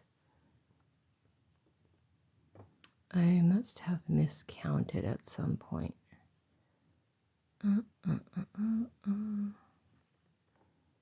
I think I just found it because I think that was 4 stitches.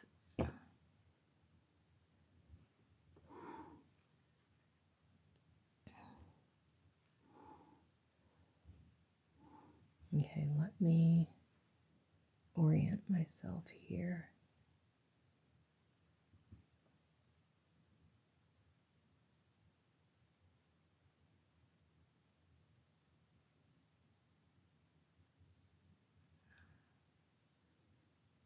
Okay, yeah.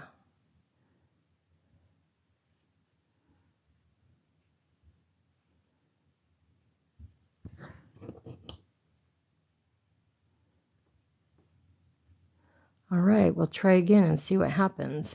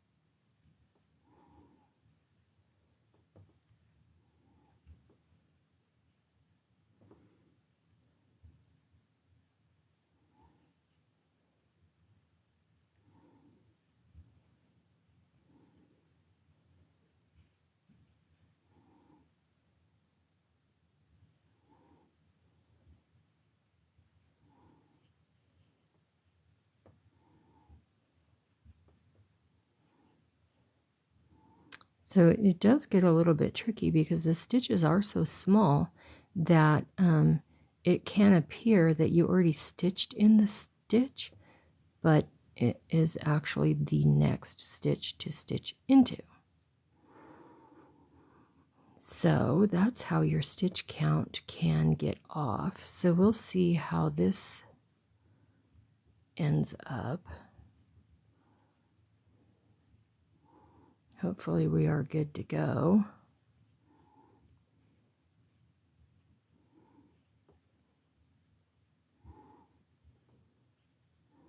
Fingers crossed, because we don't want to have a little bear with a lopsided head.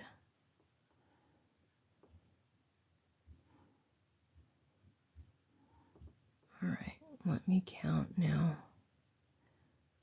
And then we'll be on 21. Okay.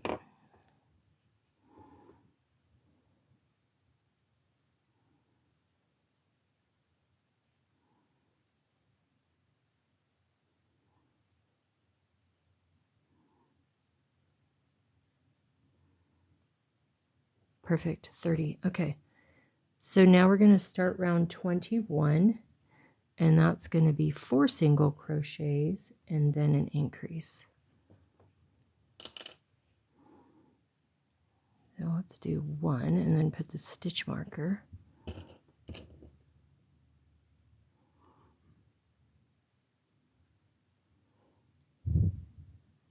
Yes, Debbie, the fox and the llama are so adorable.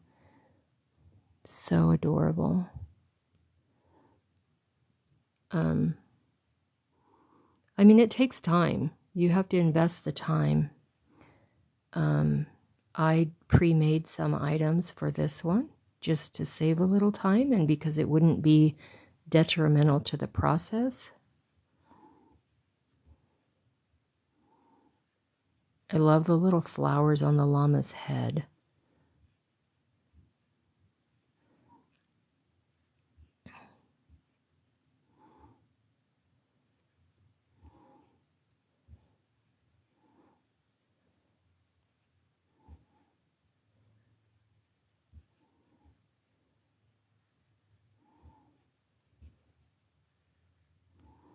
I think some of the projects might be better suited, excuse me, to cotton yarn, but I find the friction of the cotton yarn to be too much for me.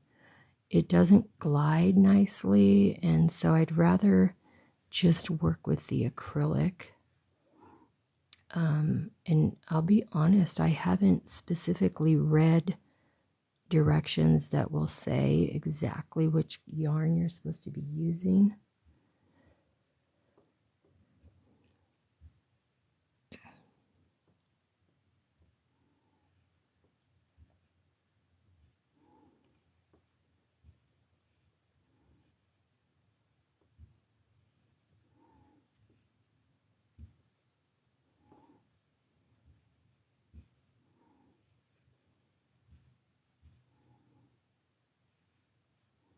You know, I wonder actually on this pattern if they used a 4, because I'm using a 4, so maybe that's why it is bigger. Ooh, brilliant revelation.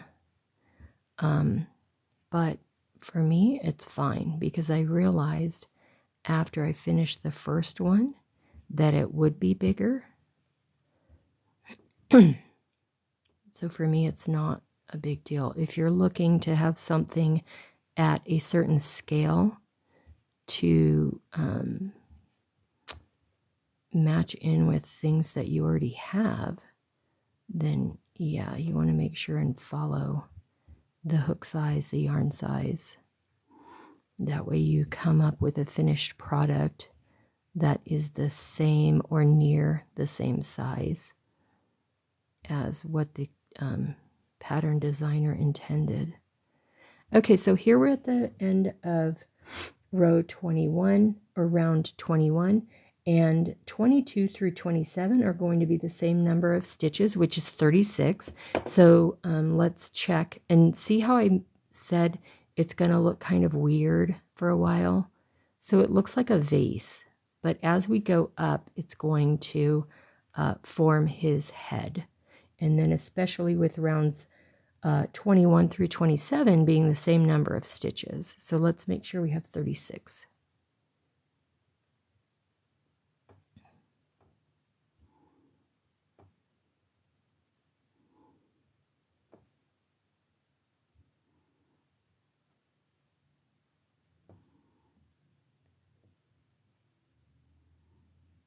Yes, 36. Now, when I made this bear, somehow he ended up with 35 stitches, and I just went with it.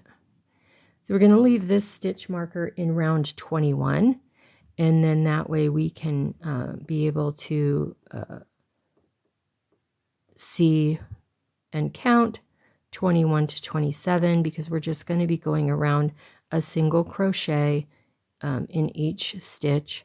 So we're not doing an increase or a decrease, we're staying the same, and that will form his head.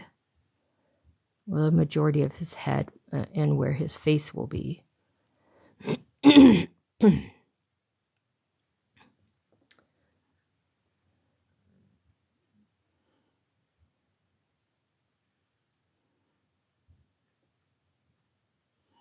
And again, keep your stitches tight. So when you add your stuffing,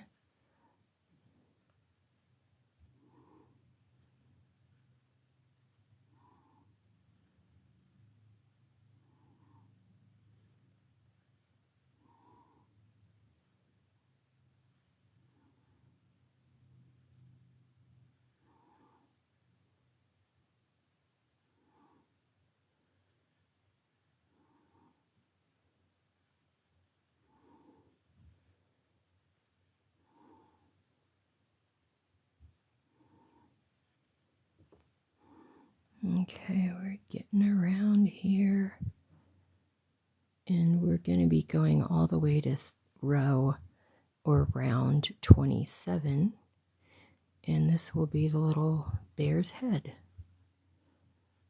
You know, I have a 3-weight yarn that is gray. It is a gray ombre. It's a Karen Cake yarn. I do not recall the color, but imagine that ombre for this bear. I think that would be really cute. I might actually make another one using that and then see how that scale turns out as far as the size of the bear. I have a market coming up November 19th, and my idea is that I will have a basket of the amigurumi completed items. Some will be ornaments, some will just be like, I have a corn, I have a lobster, a blueberry, an orange, and edamame. Excuse me. Make a few more edamame, so it's a set of 3. And then just have them offered in a basket for like $5, $10. So those will be fun price points for kids. I mean, I don't know if they would be thinking of holiday shopping, but I don't have any markets in December, so hopefully I can move some of my holiday products at this November market.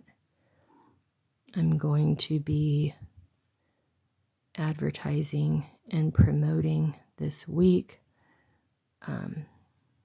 more, so hopefully, I mean, it's pretty popular event in my community. It is a returning event. Last year was the first year after all the shutdowns and everything, where we had a lot more, it was all open, and, you know, the return of that event. So hopefully even this year it's getting even more foot traffic. So this pattern, I'm not sure if it says how much yarn you would use. The body part, I would think, isn't really like a true scrap buster because you're using quite a bit of yarn. But if you have several shades of a certain color that you would like to use, or you want to make a hodgepodge bear, then, you know, you definitely could do that. Sticking with one solid color, it does seem to be using a fair amount of yarn. I'll show you on the skein. You can see the center is getting hollowed out. But there are several spots where it would be perfect to transition to another color.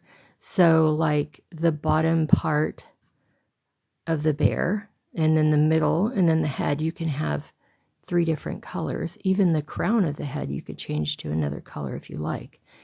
And if you're being, you know, like really out of the box and you're using all different colors, even better, because you're going to have super colorful, interesting looking bear.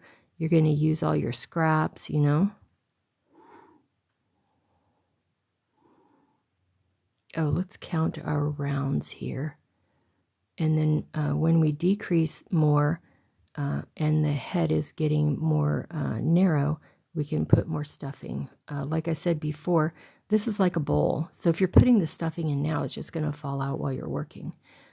Okay, so this was a marker for round 21.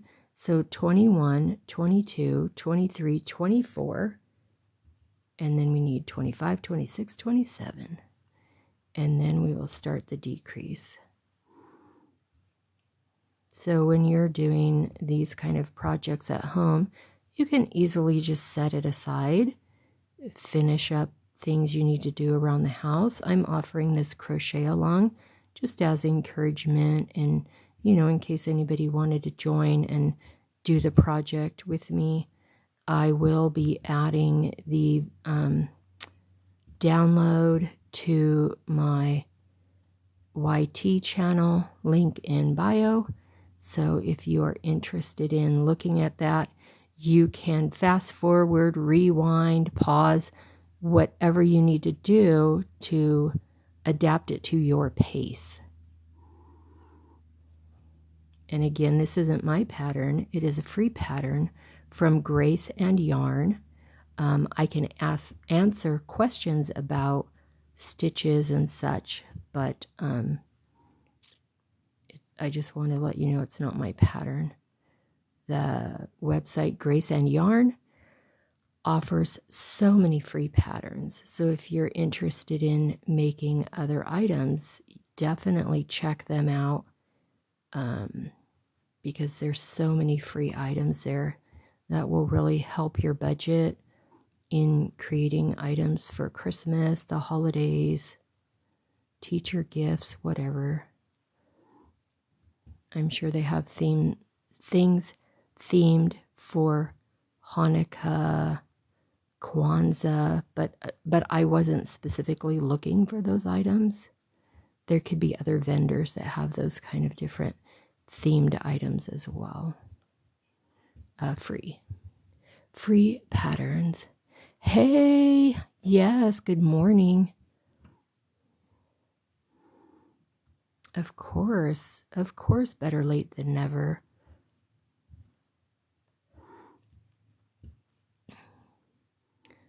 I was just saying that, you know, I'm here to present it. Whoever is wanting to do it, available to do it, you know, then coming and going. People have things to do.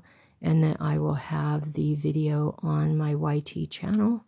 And I have that link in my bio. So anybody that needs to come and go definitely can go catch up again with the video.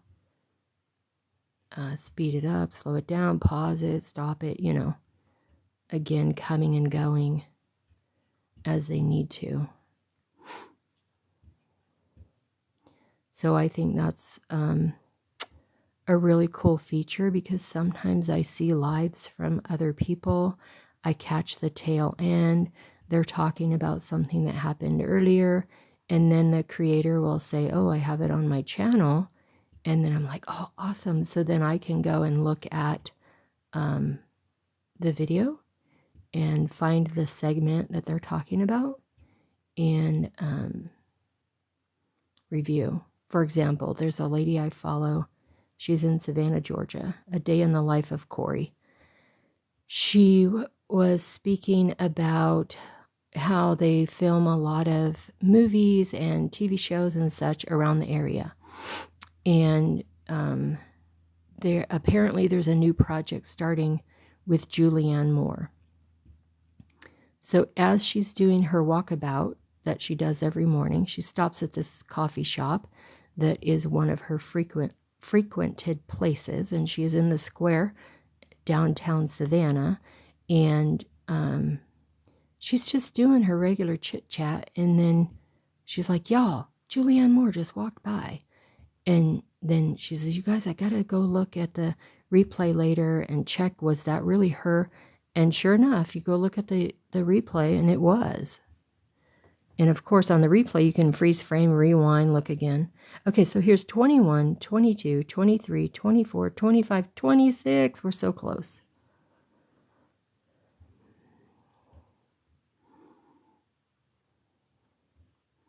I don't even know how many rows total the head is, but we're going to get to the part where we're going to sew the eyes. We're going to attach the mouth, and yeah, that's going to be fun. For the eyes, I'm using a chunky yarn. I do not remember the brand. The label is long gone. It is a chunky yarn, really fluffy, textured, and I'm going to use that to sew on the eyes. It'll be the same one that I used to sew on the sample that I was showing earlier and that I have on my post. So I just sewed a simple triangle. It actually is more of a V, but because the yarn is chunky, the V fills in and it looks like a triangle.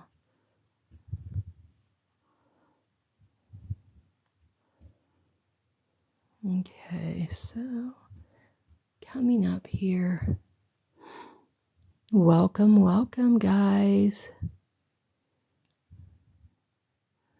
Thank you all for coming in, hanging out. I keep saying I have so much to do, and then I'm just like going nuts because I wanted to do some sewing yesterday, but then I got so focused on finishing the Afghan I'm working on. What else was I doing yesterday? Oh, I had to go out and do some errands, and I didn't even get to my sewing machine.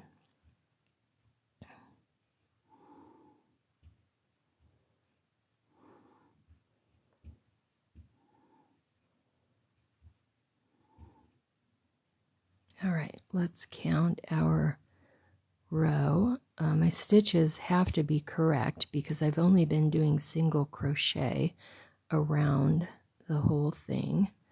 Okay, so that's round 21, 22, 23, 24, 25, 26, 27. I think I just started 27. 21, 22, 23, 24, 25, 26. Okay. One more round. Worst case scenario, he's got an extra long head.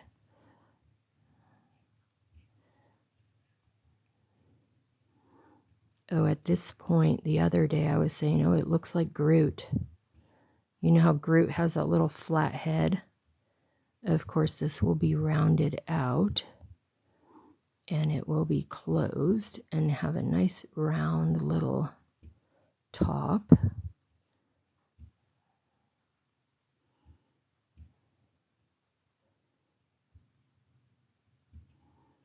Yeah, so later, if you are making this or you need a crochet along or a project to work on, go ahead and look at Grace and Yarn, get their pattern, get your supplies. They do have all the supplies listed there, and then just take a look and follow along.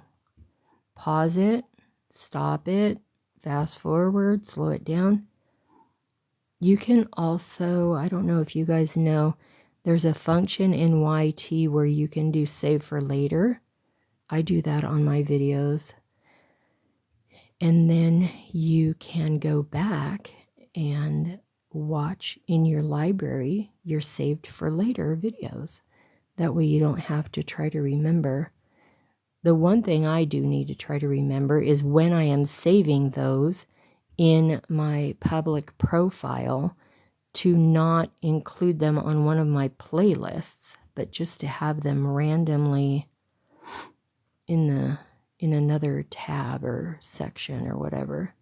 It's not a big deal. It's just all the stuff. Like if I'm looking up a tutorial or different courses related to business and stuff like that, then I have some random videos in there. Okay, here we are at the end of 27. And where is the rest of the body? Oh, here we go. Okay, so at the end of 27, it says, here is where we will add the facial features before we start closing the head. So it says insert the safety eyes, but I am not using safety eyes. So I am going to go ahead and stitch my eyeballs on, and I'm going to add the little mouthpiece. They call it a nose piece. So I think what I'm going to do first is do the nose piece. And what does it say? Sew your nose centered between the eyes. Well, of course it's going to be centered because we're going to do that after we do the eyes. Okay, so take your tail from your mouthpiece. I think I need to put my jacket on. I can feel my arms and hands getting cold. One moment. Crocheting with cold hands does not work very well. And I have not located any kind of gloves you can wear while you crochet. All right, so I've got my nice pullover on. Oh my gosh, it feels amazing. Okay, so got the tail in the eye of the needle. So then I am going to place my mouthpiece. Now they don't have any specific direction on where exactly is the front or the back of the piece. So I'm going to just assume that the front is where the rounds begin and end. And I am going to sew this little buddy on here. And it says, okay, I just pulled that out. And now I have to figure out which round is which. The eyes are going to be between rounds 24 and 25. Okay, easy, because this is 27, 26, 25, 24. So let's put the mouth right there. And then I can work with where to put the eyes. And then I think on this one I might put some eyebrows. Okay, so let's get in this stitch under here, maybe, and then let's go up into the mouthpiece. I think, oh, they call it a nose. I keep calling it a mouth. I mean, to me, this is the nose. This whole thing is the mouth. And this isn't going to be a heavily handled item. It's going to be on as an ornament or, I don't know, a shelf decoration or something. You can't sell or advertise things as a toy unless you have them, and I think I mean like for certain age groups, unless you have them safety tested, which means you would need to create an item, send it for testing where it would be completely destroyed, and then they will give you a report on whether your thing is safe or not. And they're going to say, okay, well, your yarn is combustible, so no. So I think for me, it's best just to not even get into that realm. Anything that appears to be a toy is for decoration only. What the customer actually does with it after they get it from you isn't really your concern. You just need to make sure that they are aware it is not a toy and it is intended for decoration only. But yeah, I just wanted to give you guys a heads up. But you can always research on your own. I don't want anything I say to be the bottom line. I've just heard it through the grapevine from other creators. And so that's why you don't want to be giving a false sense of security with safety eyes. They are called safety eyes, but like for me personally, I don't know what testing they've been through. I don't know that if a child gets the toy or the ornament, not a toy, and chews on it or pulls on it or like is very determined, because I don't know, there's kids out there that are like destructo, that they're not going to get the safety eye off of there and put it in their mouth and choke. So that's why anything that I have that is remotely resembling a toy is not marketed as a toy. It is marketed as a decoration piece.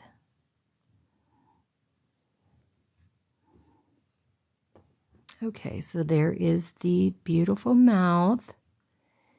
And because I have the head open, I can easily go in, kind of turn it inside out, tie off the yarn, and we are good to go. I want to make a knot so we have a nice, and I mean, in case somebody is trying to pull on the face and yank that mouth off, you do want to knot it up. I mean, not knot it up, make a knot on the inside of the head.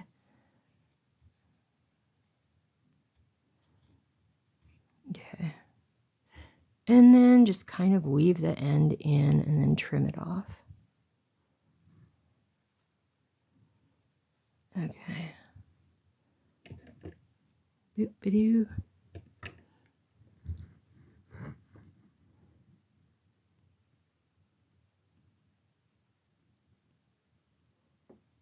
Yeah, girl.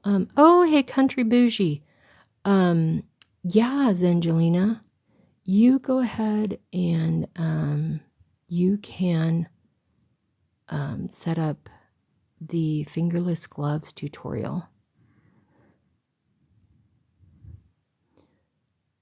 So did you not? Oh, thank you for the hearts, you guys. Oh my gosh, I met my goal. You guys, let me see if I can reset it. What about finger hearts? Let's do that. We'll do 3 little finger hearts. I don't even know what those are. Okay, so then check it out. We have the mouth there. And then we'll do the eyes. So the eyes, I'm using this chunky yarn. And I was saying I might put eyebrows, but I don't have a, oh my gosh, lighter weight yarn for eyes. So is Andrew in here? I was going to show him a trick with threading the needle.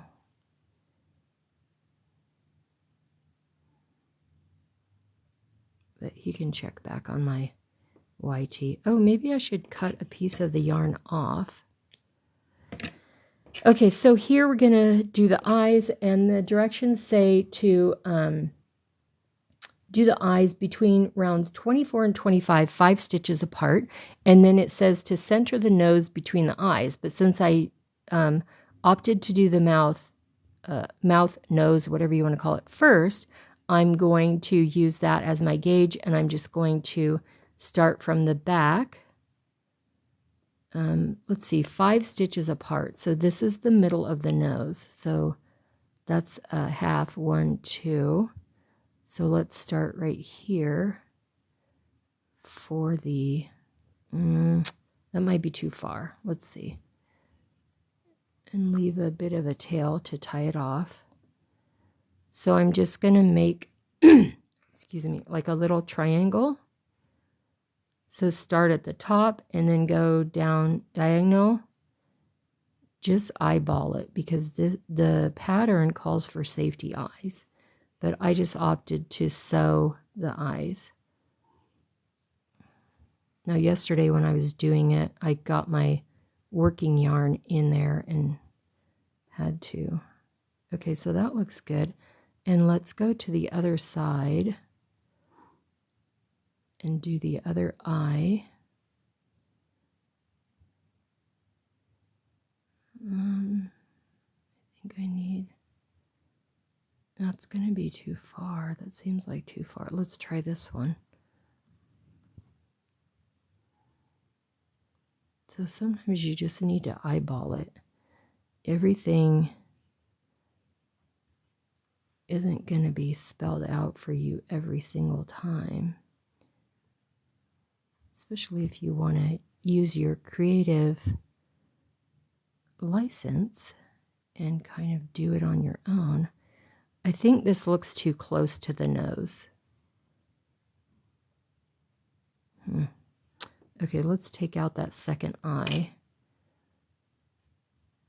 So just take the needle off and pull the yarn back out the opposite direction that you put it in. And you can easily, that's one thing nice about the chunky yarn. It's easy to do that because you can see clearly where it's at. Okay, so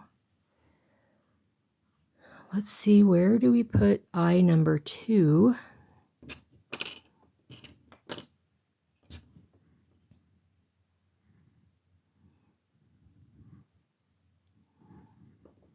Yes, thank you guys. Thank you so much for contributing to the goal.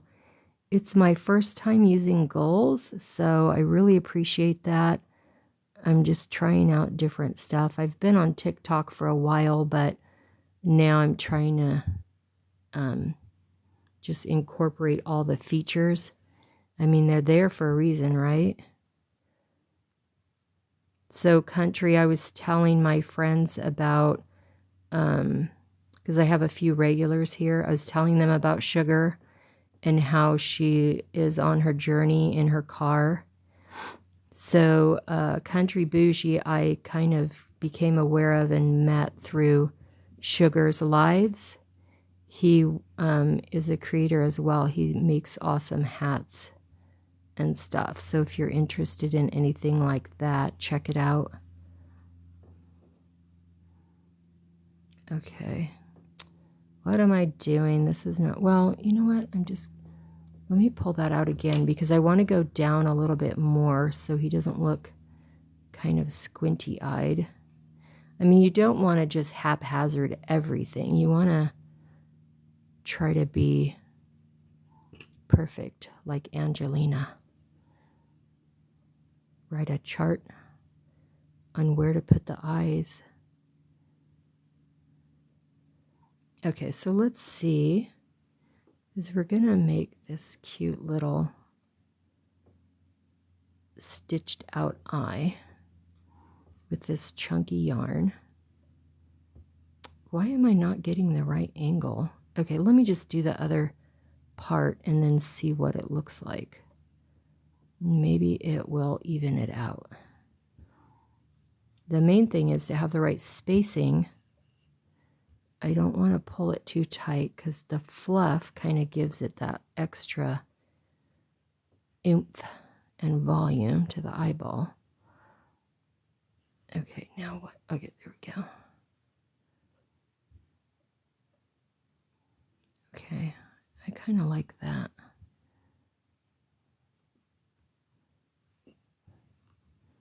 Let's get in here. Oh, I see what happened. I got into that. That doesn't matter. Okay, there we go.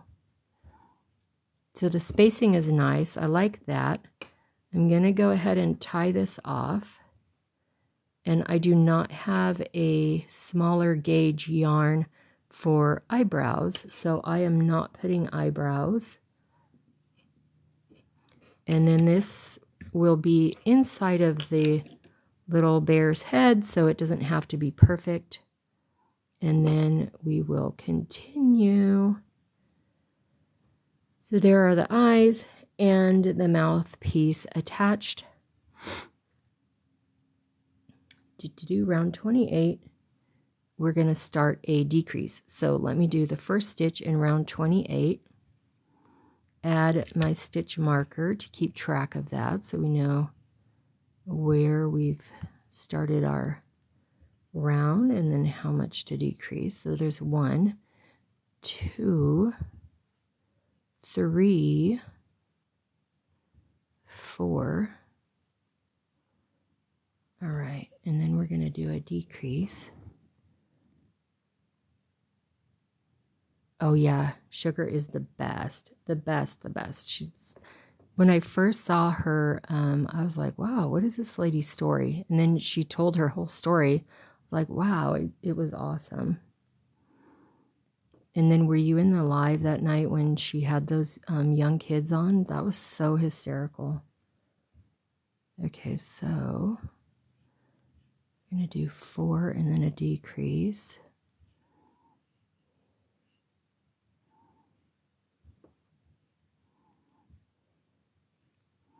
Yeah, I just tried to tag a bunch of people. I didn't know who might be interested in checking this out. I'm just offering it up so people can see how I work through my pattern, and you know how a project can come together. And I say my pattern, meaning the pattern that I'm working on at the time. This pattern is actually from Grace and Yarn, and it is a free pattern. And their website is amazing. They have so many things. There's something for everybody.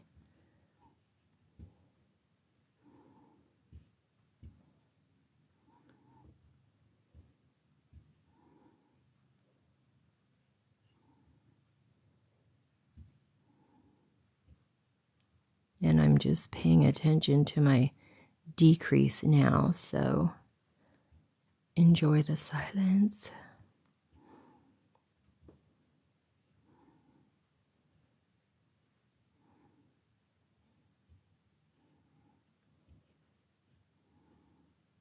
Now, like I said before, it's not a life or death situation here.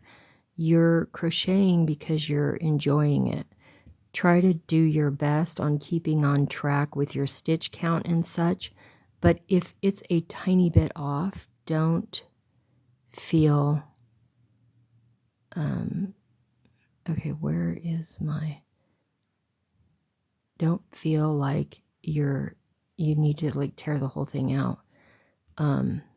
Sorry, I'm doing a decrease now. You want to have it as close to the pattern stitch count as you can, because that's how you're going to have uniformity in your increase and your decrease. Look at his head. What the heck? I've been counting, and look at this side of his head looks bigger. You know what? We'll see how it turns out. Okay, so 29, we're going to do 3 singles. I'm not even going to count.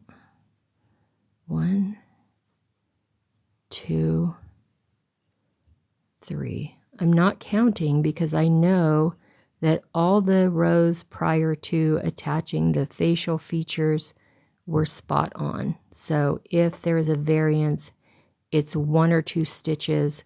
We're working towards the decrease.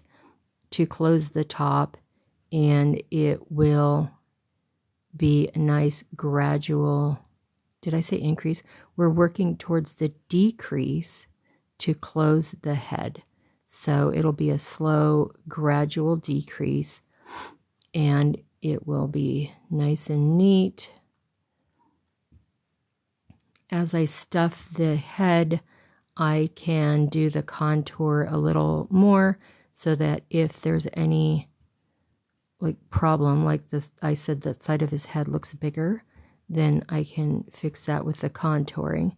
And honestly, over time, if this is being used as an ornament, it's going to get distorted anyway. It's going to need to be adjusted each time that it's put onto the tree.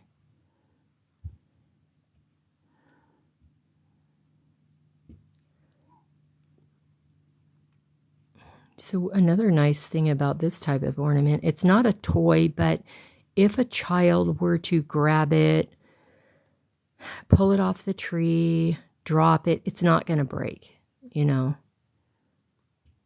When my kids were, well, we still have all the Hallmark ornaments. They're all plastic, so they're not going to be breaking. We do have a few special ornaments from decades ago that are glass, and those are kind of closer to the top of the tree if we put them on the tree. So, oops, we're going to do our decrease here. So this is an option for a more child-safe tree in the sense of not a breakable ornament. It's not a toy, but it's not a breakable ornament. Oh, yes, you were. I think you just had walked into choir practice that night. That was the day when everybody was so excited because you showed your face. That's so funny to me, just in general. Because I usually don't show my face. I don't mind showing my face, but I think if you're doing crochet, then you show the crochet. Right? And honestly, there's days when I'm like looking tore up, so I'm not trying to show my face and have people report me for mean behavior because I'm showing my face. Okay, so I'm gonna actually go around this and then try to remember to start putting in some more stuffing.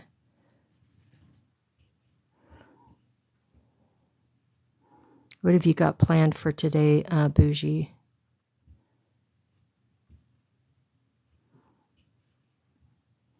I have an Afghan I have to finish. Really just trying to get through that. I need to get my sewing machine out. I have so much. Luckily, my husband has some plans with his friends.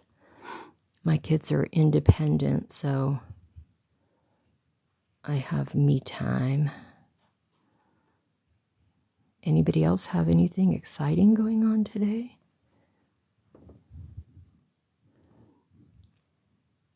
All right, we're coming up to the end of this round. So I will add more stuffing.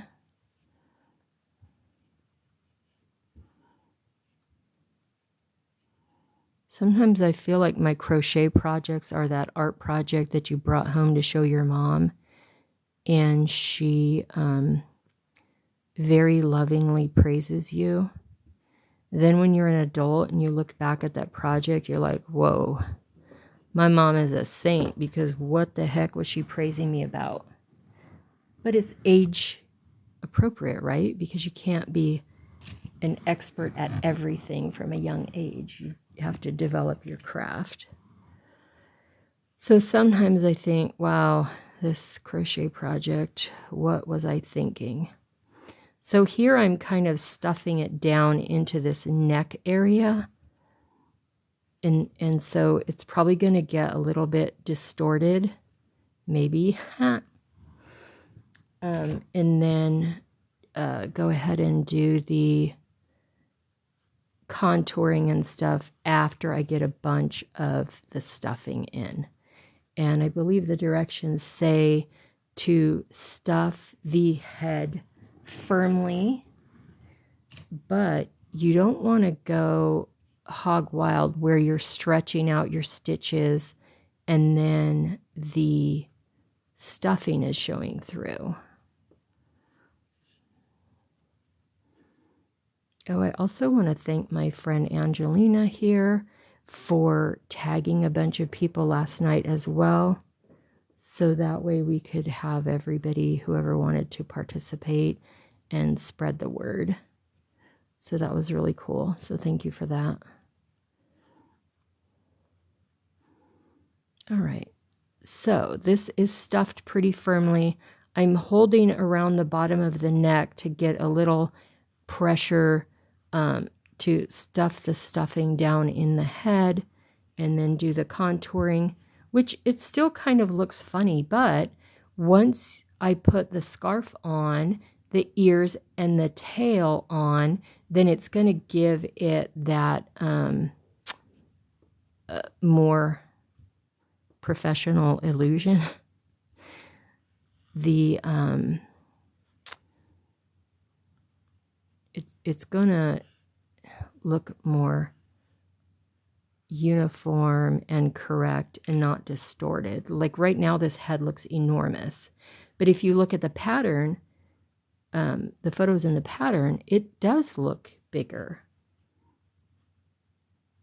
Okay, so now 29, so now we're starting 30, so we're going to do 2 single crochets, and you can see this is going to close up pretty quickly, and then a decrease, and you know how to do your decrease. And what's my favorite saying? Keep the stitches tight so that you can get this closed and not have gaps and have your polyfill showing through.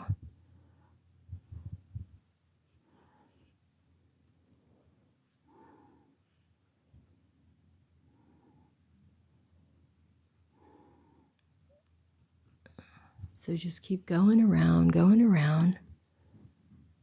Oh, 4 hats. Oh, nice. There we go.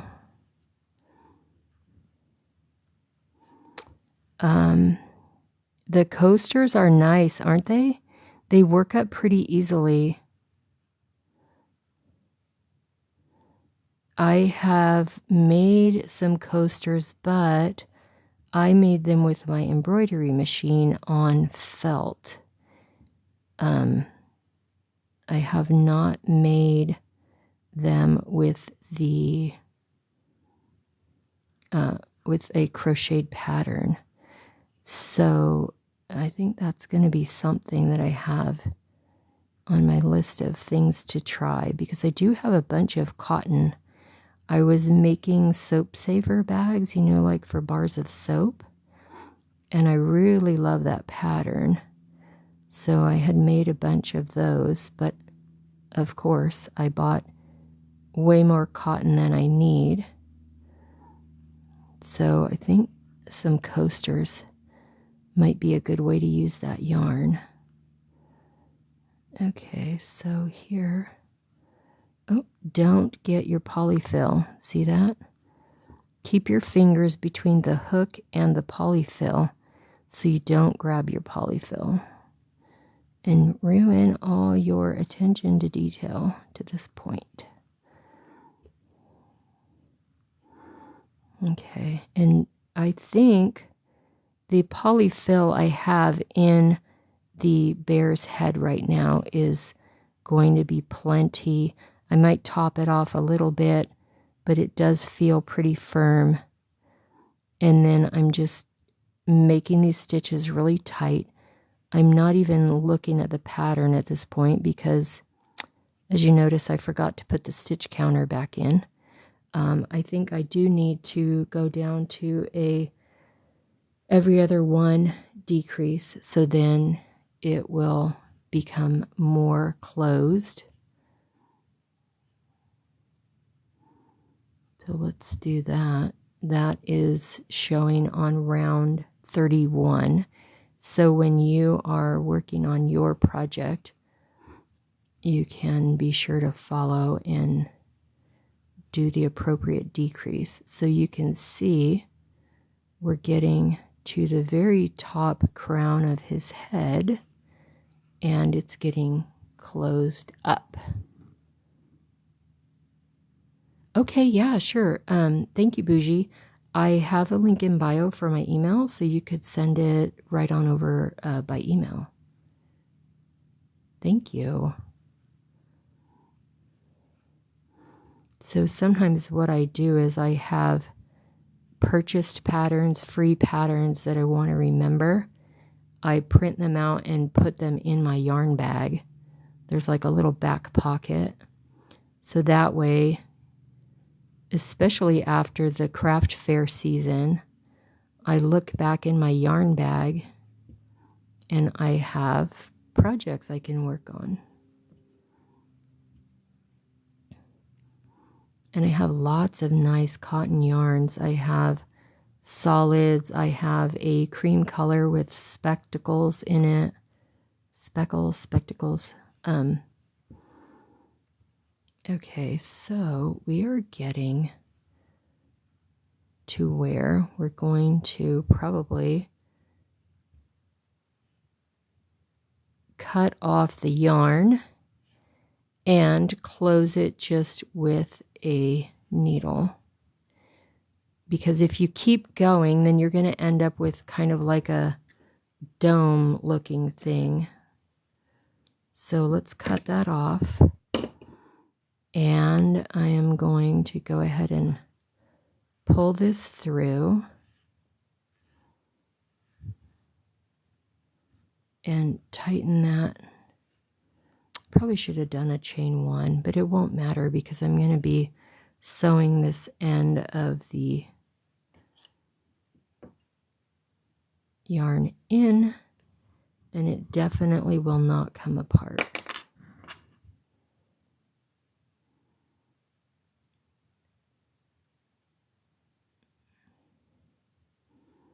So this project does seem to have a lot of sewing, but it's not complex. Some projects have really complex, intricate sewing. That is not for me. Okay, I'm going to just do this in lieu of the chain stitch, just to make sure that one doesn't come out. And then I'm going to go, it's front loop, but we're just going to call it top loop because we're at the top of his head, and kind of stitch this closed. But watch as you're doing this that you can kind of make it look like it's crocheted and not just like a zigzag across there.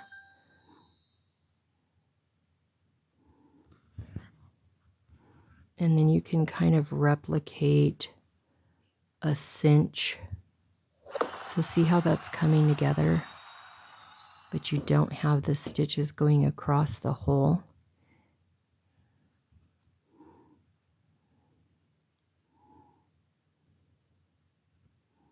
So just kind of feed it through the top of the stitches, and then it's going to make like a little drawstring.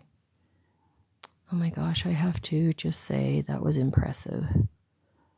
So then look from the side, you could see how smooth it is. So when you do that, and then try your best, just kind of double back so you get kind of like a little bit of a friction hold there. And then you want to tie a knot, but you have to try to do it really low profile. See how this kind of gaps? I'm going to actually do my knot over that to kind of close it up,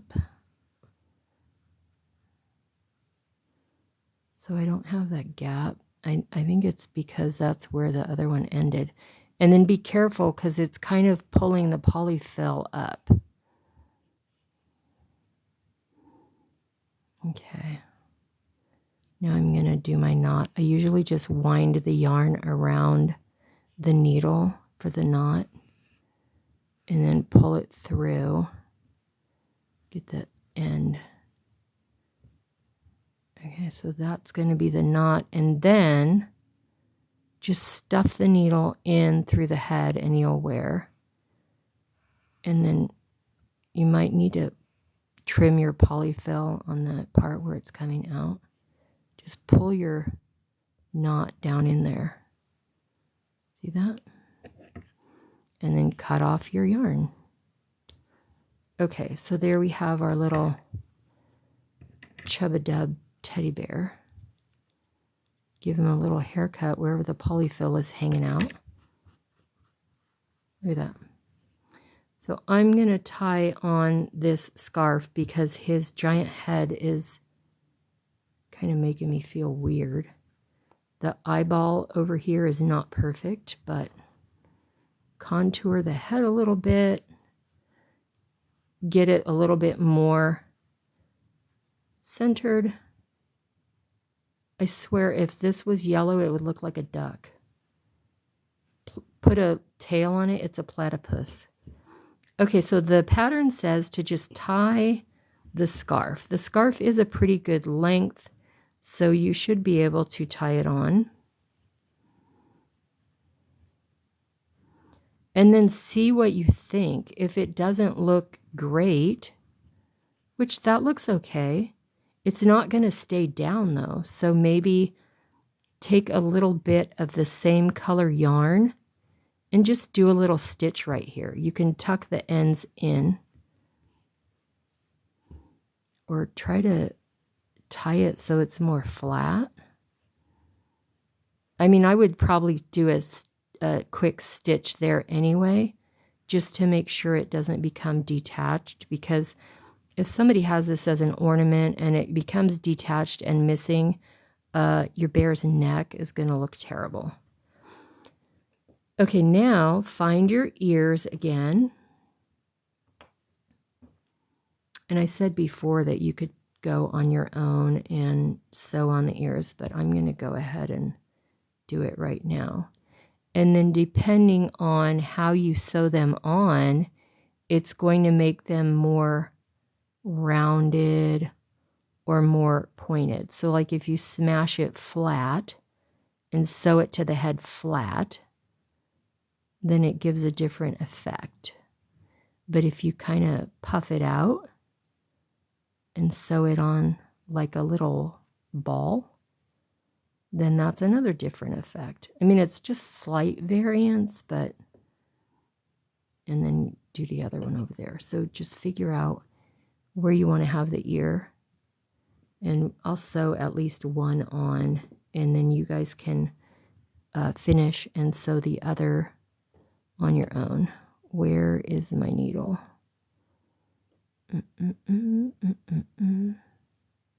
There's the tail. Which oh, here it is.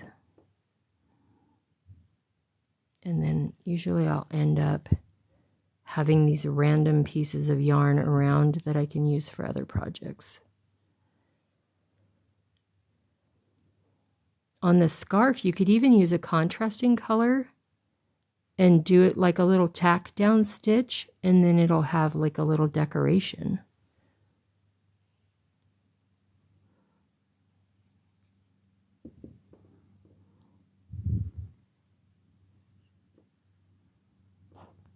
Yay! Good job, Momster.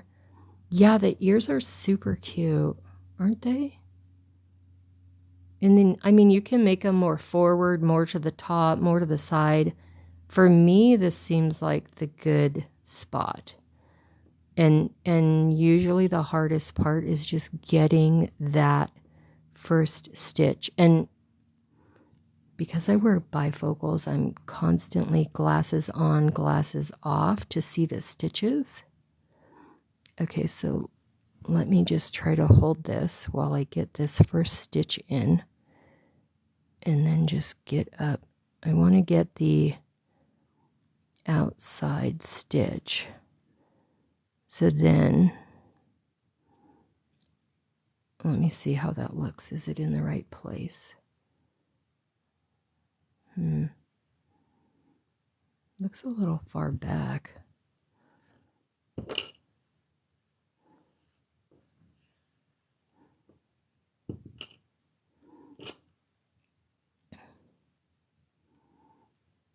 I might use some of my cotton to make one of those turkeys, Angelina. But the body, I might use the cream color with the flecks in it, and then do the feathers with the other multicolor cotton that I have, because I think I even have purple. I might not have 7 colors, but we'll see. Okay, let's do the ear right here. Sorry, I'm kind of out of frame there. Yeah, so, I mean, however you work best with sewing on your, oh my gosh, that is so cute, that little nubbins kind of looking ear. Yeah, so just, I like to try to get the stitch from the bear's head and then just go up through the crochet stitch, not trying to like reinvent the wheel or anything, just keep it basic. Again, it's not supposed to be marketed as a toy. It's not supposed to be something that's going to be played with. So if that happens and it comes apart, it's not really your fault. You know what I mean? It's an ornament that's supposed to be on the tree. You're making your best effort to attach the ears, but you're not calling it a toy where the ear has to withstand certain hundred of pounds of pressure yanking on it. Okay, let's see how that looks. That's cute. I heard this story. This guy was attacked by a bear. No, his friend was attacked by a bear. He went to rescue his friend. He was jumping on the bear's back, yanking on the bear's ear, and then the bear chomped down on his head, but not full force. And then somehow the bear ended up actually getting scared away. He ran away, and both of the guys were fine. I was like, holy crap. Can you imagine grabbing a bear's actual ear, a living, breathing, growling at you, biting you bear's ear? Like, holy mackerel. Okay, so I'm going to just do a quick knot right here and then tuck it in like I did on the top. Especially when you're using the same color yarn, you can hide the knot pretty easily. And then just jam the needle through, pull it, cut it, and there's your ear. Okay, this is bugging me. I'm gonna see if I don't know where I put my blue yarn. It's here somewhere. Just like everything else is here somewhere. Oh, I think I found it. Is that it? Yes. Okay, so what I'm gonna do, I'm not gonna sew on the tail or the other ear right now. I'm gonna do that off screen. But I'm gonna get this yarn and I'm going to at least tack these to each other, and I'll show you how you can easily hide those stitches. Now, I've been sewing since I was knee high to a grasshopper, a little kid. So don't feel, you know what I'm going to do? I'm going to start on the back and hide my knot back there, and then I'm going to tack it to the bear's stomach. Isn't that smart? Okay, so just tie this together.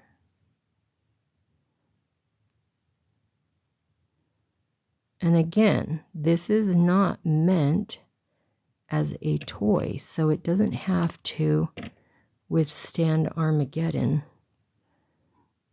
Okay, so then look at how that looks. So that looks pretty good. And then hold it down so you get it tacked to the bear in the right spot. And just kind of go in one of the stitches. Pull it through. Check it. Pretend the yarn is gone. I think it gives a little cute character to have it kind of winging up like a regular scarf would do. And then go back under and just tie it off. So then you easily accomplish two things. One, you have a better placement and lie of the scarf on the bear. Two, it can't come untied and detach from the bear, but you didn't have to do a lot of stitching. And then this is going to be under the scarf, but let's just jam it in there anyway. Just put your needle through the stuffing, pull it through so you'll have an end inside, and then nip it off. There. Thank you. And then go ahead and sew on your other ear. And in the back, the bear's tail. Now, I did not do great at sewing on my first bear's tail. It was a little crooked, so maybe you can run a string up and over the bear's head so you can kind of align it with his nose between the ears, and then just go down, and then you'll see where to put the tail, and then whichever spot you want to put it on the back of the bear. See that? No, I did not do that on my first bear, so the tail is off to the side. All right, there you go. And this one even looks bigger. Right, thank you guys so much. Oh, a bear came up. Okay, I got to read this now.